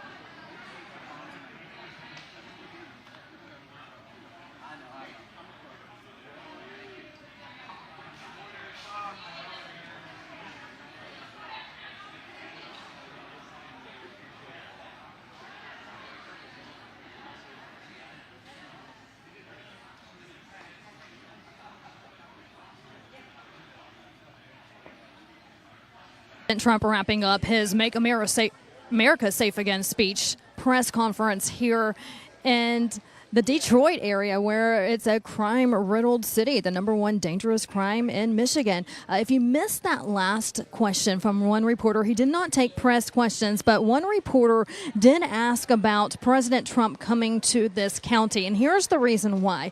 This city here in Howell has a history of the KKK being here. And so when President Trump visited here recently, the left and the media attacked him for visiting this area where they're saying that there's white supremacists still here in this town and in this city, in this county. And so when this reporter asked him about that, yelled at him, he had no reason other than to just come back to the podium and say, absolutely not. You heard the crowd booing when she brought that up because they don't want that notion that they are a KKK town, even though there was KKK here in their past. President Trump came to the podium, and all he did was ask the reporter who was here in 2021. And she says, Joe Biden, and he says, thank you. So Joe Biden has been here to Howell, Michigan, but the left refuses to tell you that. So that's where that question came from. It's the history of this city. We want to thank our sponsors, the Gold Birch Group.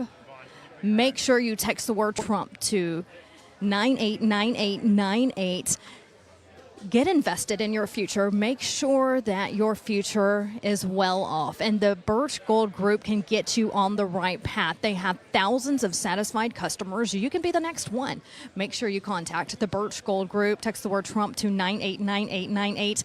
And do it fast. Do it today, because for the month of August, they're doing a giveaway for free Trump silver coins. So don't miss out on this special offer. Birch Gold Group. Text the word Trump to 989898. Also, prepare yourself, prepare your family with the Wellness Company. We talk about the medical emergency kit, but there's also a spike protein formula that they sell. A lot of people are concerned, having regrets about taking the COVID vaccine, and they want it out of their system. They want it out of their body. And that's where the Wellness Company comes in to help you cleanse your body with this spike protein formula and get rid of that excess vaccination that may still be lingering inside your body. No matter what you get on MakeCareGreatAgain.com, you can't go wrong. So make sure you go today. Take care of yourself. Take care of your family. Go to MakeCareGreatAgain.com. This is Dr. Peter McCullough and his team who work well with President Trump, keeping him healthy. They want to keep the American people healthy as well. When you put items into your cart, make sure you use the code RSBN and get a discount on your order. That's the Wellness Company. You cannot go wrong with the Wellness Company. Don't forget about that free Trump book for the kiddos as well. freetrumpbook.com. freetrumpbook.com. Learn about President Trump and his accomplishments. Learn about how our government works. Let them learn about how great America is. We all know they're not going to learn it in school. You have to teach them at home. freetrumpbook.com. You do have to pay a small shipping and handling fee, but that's it. Other than that, it is free. Also, support our friend Mike Lindell at MyPillow. He's giving away a huge offer right now, $25 for so many things. Especially if your son or daughters, they're heading off to college, you're in luck because MyPillow is bringing back that $25 extravaganza. Mike Lindell and his dedicated employees, they've been part of cancel culture, so they want to pass the savings directly to you. Here's what's included. You can get 2 packs of a multi-use MyPillow just for $25. The MyPillow sandals, $25. Beach towels, $25. 6-pack towel sets. I'll repeat that. A 6-pack towel set for $25. Couch and recliner pillows, you guessed it, just $25. Sheets and blankets starting at $25. This really is an extravaganza. And if you think that's an amazing offer, well, we're not done just yet. If you go to mypillow.com, use the promo code RSBN, you'll get even more off your order. Don't forget about that My Mattress Topper as well. You know those college room dorm beds? They're not comfortable at all. I've been there, done that, remembering how uncomfortable those were. Well, the Twin XL Topper fits most college dorm beds and will help your kid get a great night's sleep. Make sure you get one of those as low as $69.99. Amazing offers, can't pass up. MyPillow.com, $25 on so many items, plus another discount when you use the code RSBN. President Trump taking some questions right now as he departs. Let's tell you about what's coming up here in the next week. Tomorrow, President Trump will be in North Carolina. We have a crew there, and we'll provide you full coverage from that rally in North Carolina. That's tomorrow, so mark that on your calendar. Then on Thursday, President Trump will visit the border in Arizona. We'll also have a crew there. On Friday, President Trump will be in Arizona as well on Friday. He'll be in the Glendale area. We'll have a rally there and have team coverage. Also, it's a doubleheader. Just announced while President Trump was speaking, he'll also be in Las Vegas, Nevada on Friday, where he'll be really talking about the importance of no tax on tips. So that is just new coming in since President Trump has been speaking to the media. So a doubleheader for us on Friday. Again, he's starting off in Las Vegas, Nevada, where he'll be having a no tax on tips event, and then he'll be heading to Glendale for a rally later that afternoon. Don't miss out on any Trump events. Make sure you sign up for our newsletter, rsbnetwork.com. That's rsbnetwork.com. You can donate while you're there as well. We appreciate all of you for donating and keeping us on the road as we have 77 days left until Election Day. Just 77 days. President Trump talking a lot about women today, women victims of these illegal aliens who are coming across our border, and how he wants women to feel safe in America. He talked about women being raped. Now, earlier on in the broadcast, I gave you some names of some illegal aliens who are in our country because of the Kamala Harris, Joe Biden open border policy. One name I hadn't got to yet before the pre-program started was a man by the name of Papa Diop. He crossed the border illegally in May of 2023.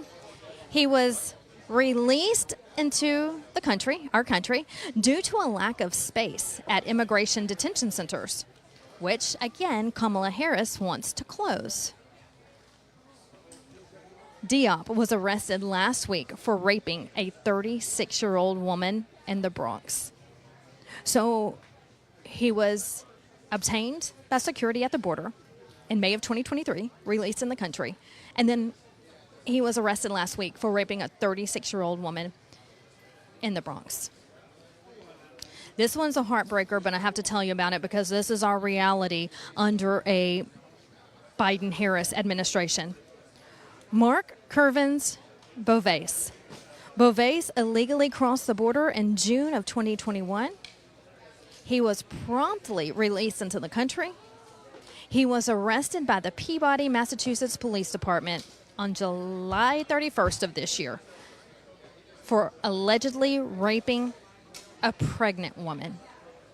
So we have an illegal alien who came here in 2021, arrested on July 31st of this year for allegedly raping a pregnant woman. How disgusting is that?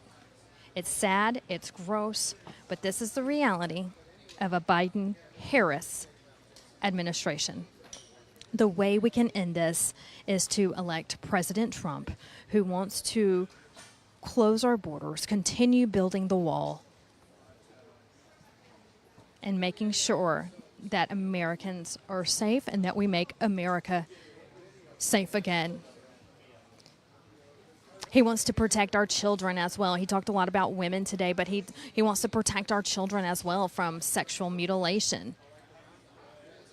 You know, we hear a lot about men and women's sports, men and women's bathrooms. The Supreme Court handed down a decision just last week, a 5-4 decision,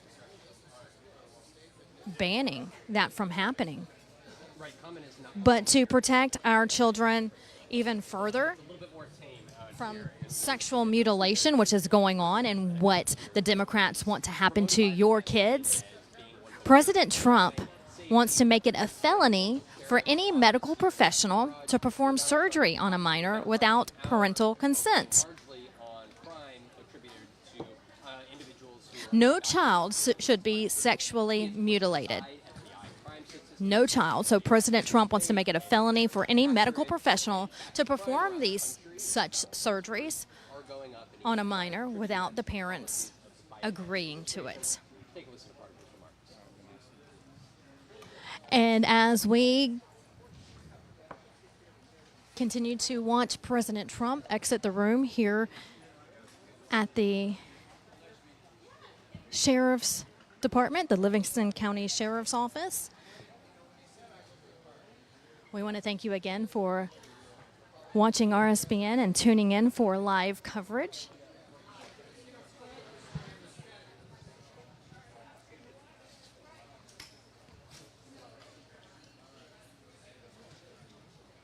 President Trump hitting on the DNC this week. This is day 2 today of the DNC.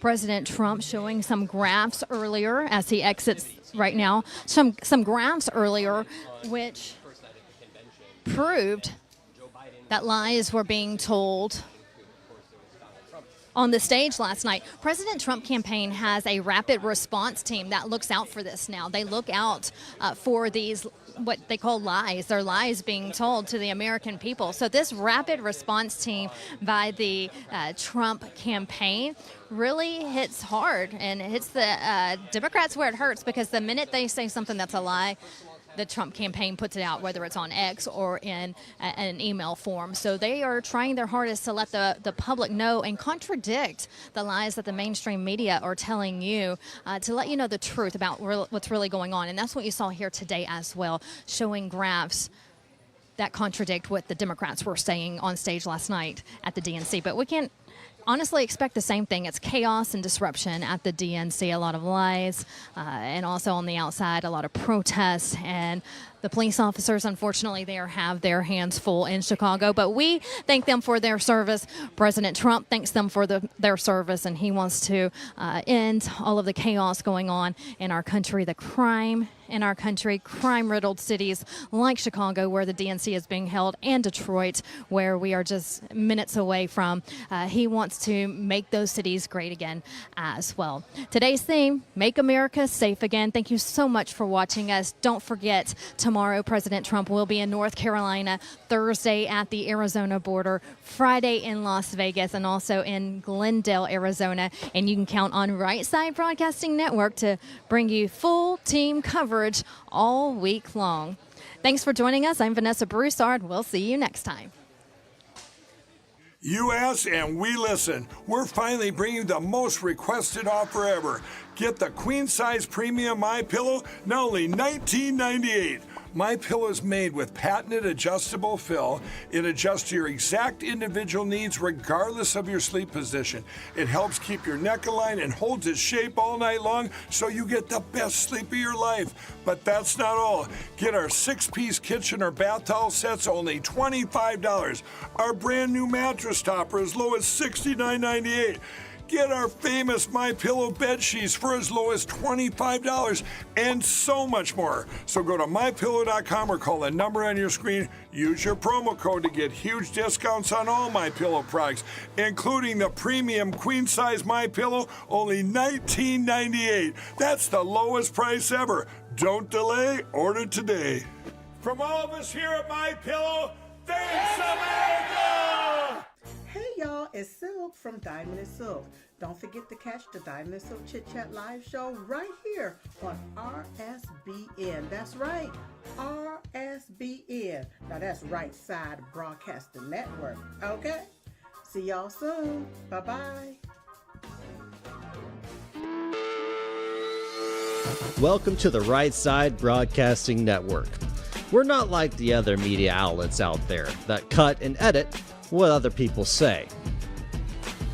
In 2015, we were created by our founder, Joe Seals, to cover President Donald J. Trump's speeches and rallies, to which we continue to do to this day.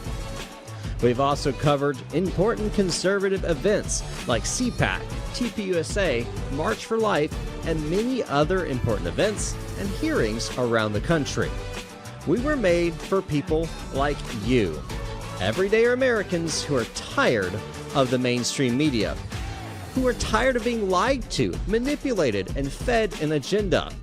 Our goal here at Right Side Broadcasting is to allow you to see the truth, giving our correspondents and commentators a wide latitude to speak their minds.